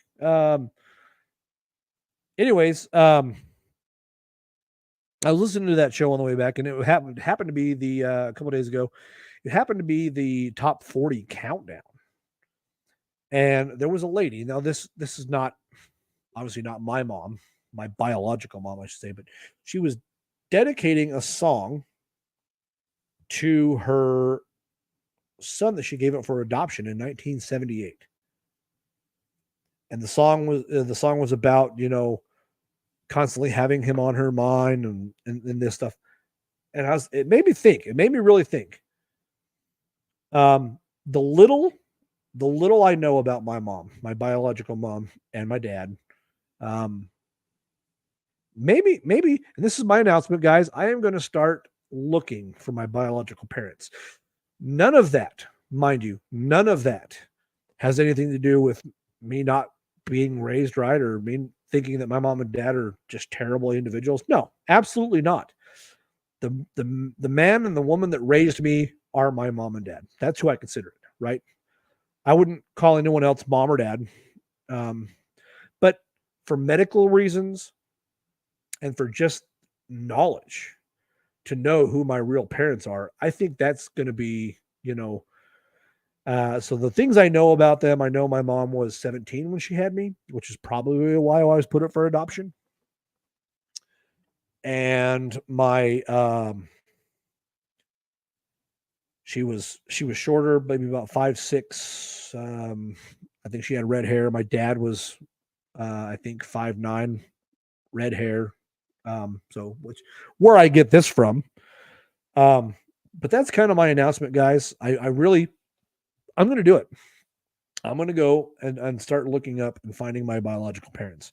I want to know what my medical history looks like. Am I prone to certain cancers or heart conditions, whatever? I go to the VA. I get checked out by my doctor every year. When I have issues, I go to the hospital. I do that stuff. But it'd be nice to know what I'm dealing with in the future. Not to mention, it might be nice to know my biological mom. Maybe she's a great person. Maybe I can connect with her and be friends with her, and maybe she needs that. And maybe she needs closure. Maybe something bad happened and she just, throughout her whole life, she wonders where I'm at, if I'm doing okay. And maybe it's something that I need to do is and reconnect with her and say, hey, I'm here. And you're right, Josh. It's good to know where you came from, just in general aspects of life. Absolutely. Like I said, I'm not taking anything away from the parents that raised me. My mom and dad, Dwayne and Julie Lewis, are the best parents I could have ever hoped for. I consider them my parents as if they actually gave birth to me and raised me. They are my parents by all means. It's been extremely difficult watching them go to assisted living and just watching their lives degrade the way they are. They get better occasionally, and then they just kind of go back down a slippery slope. And it's hard. It's hard to watch that, especially with people that you love and with people that you want to keep around forever.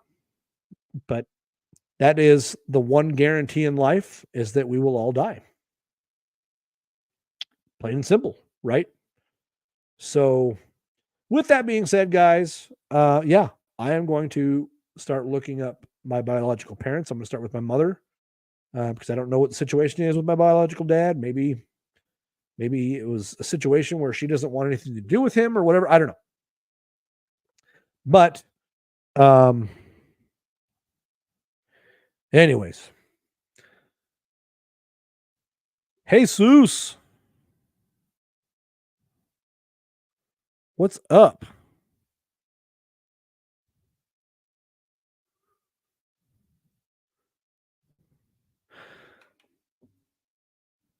I'm doing good.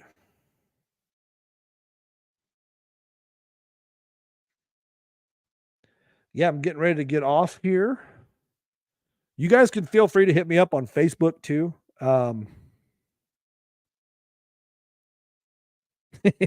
Zeus, wrong god. Well, look, man, I'm just gonna tell you right now. There's a lot of different takes on religion. I don't want to get into a religious debate tonight. I have beliefs. I will say that I believe in a higher being. That's what I will say. And here's the thing: the only thing I'll have to say on religion, first and foremost, right? What I call God may be something different than what someone in Iraq calls God, or Jerusalem calls God, or Germany even calls God, right? But like I said, it's all the same God, right? I believe in a higher power, a higher being, a higher power. And what we call him is irrelevant, right? See, I hope even though I wasn't able to come on the show, I was at least able to make the show enjoyable with some of those topics. I am rearranging my equipment as well. So I hopefully, yeah, absolutely, Josh. And Josh, you're more than welcome to come on the show whenever. I told you that before, right? You come on the show whenever you want to. I do this every Friday night from 9 to 11 Mountain Standard Time. I've gone a little bit over my time, but that's okay, because guess what? We had a good conversation, Josh, and you did help tremendously with the conversation, especially when I have so few viewers right now. I'm trying to get more viewers to come on board. I want to get this thing flooded. I want viewers to start popping off. I'm going to get to the part where I can have people start, subscribing to my channel. So I'm going to start putting out videos eventually once I start getting video editing and stuff, programs and stuff like that, where I can start video editing things.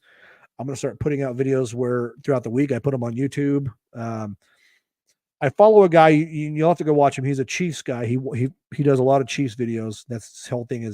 His show is called How About Those Chiefs, HBTC, on YouTube. His name's Cole. He does all these videos on YouTube. He posts little short 10-minute videos on YouTube every week, a couple times a week.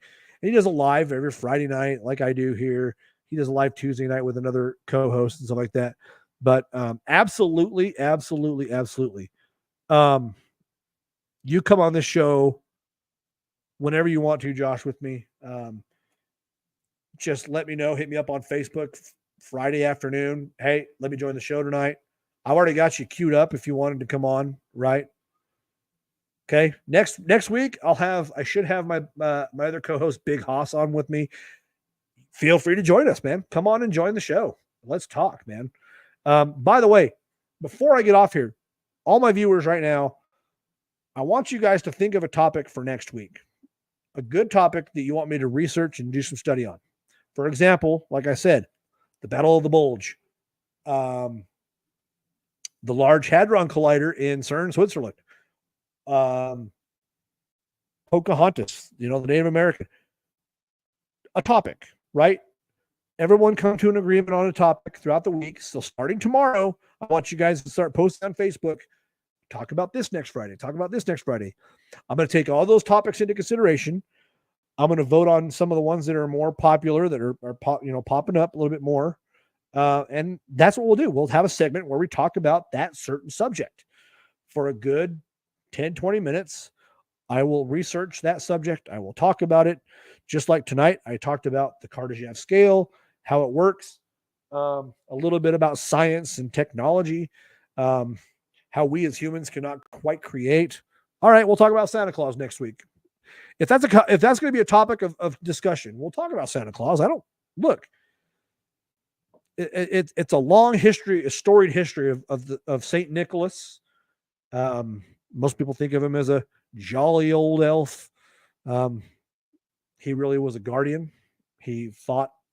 He was a fighter. He was a warrior.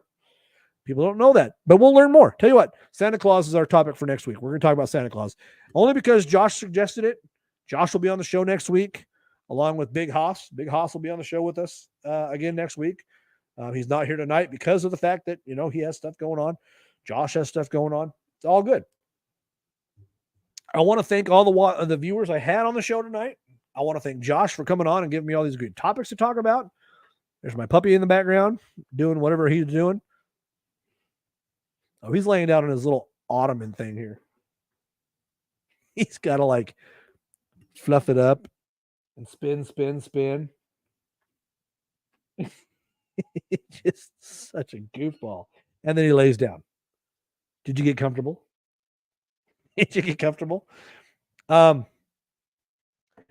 I want you guys to understand that Chewbacca is going to be a part of my broadcasts. He's going to be the background for as long as I have him. And with that being said, there's going to be a time. I want you guys to go watch Scott Van Pelt. He lost his dog a couple years ago. And he did a whole article on it. It's so touching. It's so good. Yeah, go on YouTube and watch the Scott Van Pelt tribute to his dog. Anyways, amazing show. Anyways, next Friday, we're going to talk what's new in the news. We'll have Big Haas on the show. He's got he'll give us some topics of discussion about mechanics and stuff like that. We'll have a segment of What Did We Learn is what it's called, the new segment called What Did We Learn? It's going to be about Santa Claus. Yeah, Josh, you have a great night as well. And everyone else watching, you guys have a fantastic night. This is Just the Facts, and I'm your host, Nate Lewis, signing out.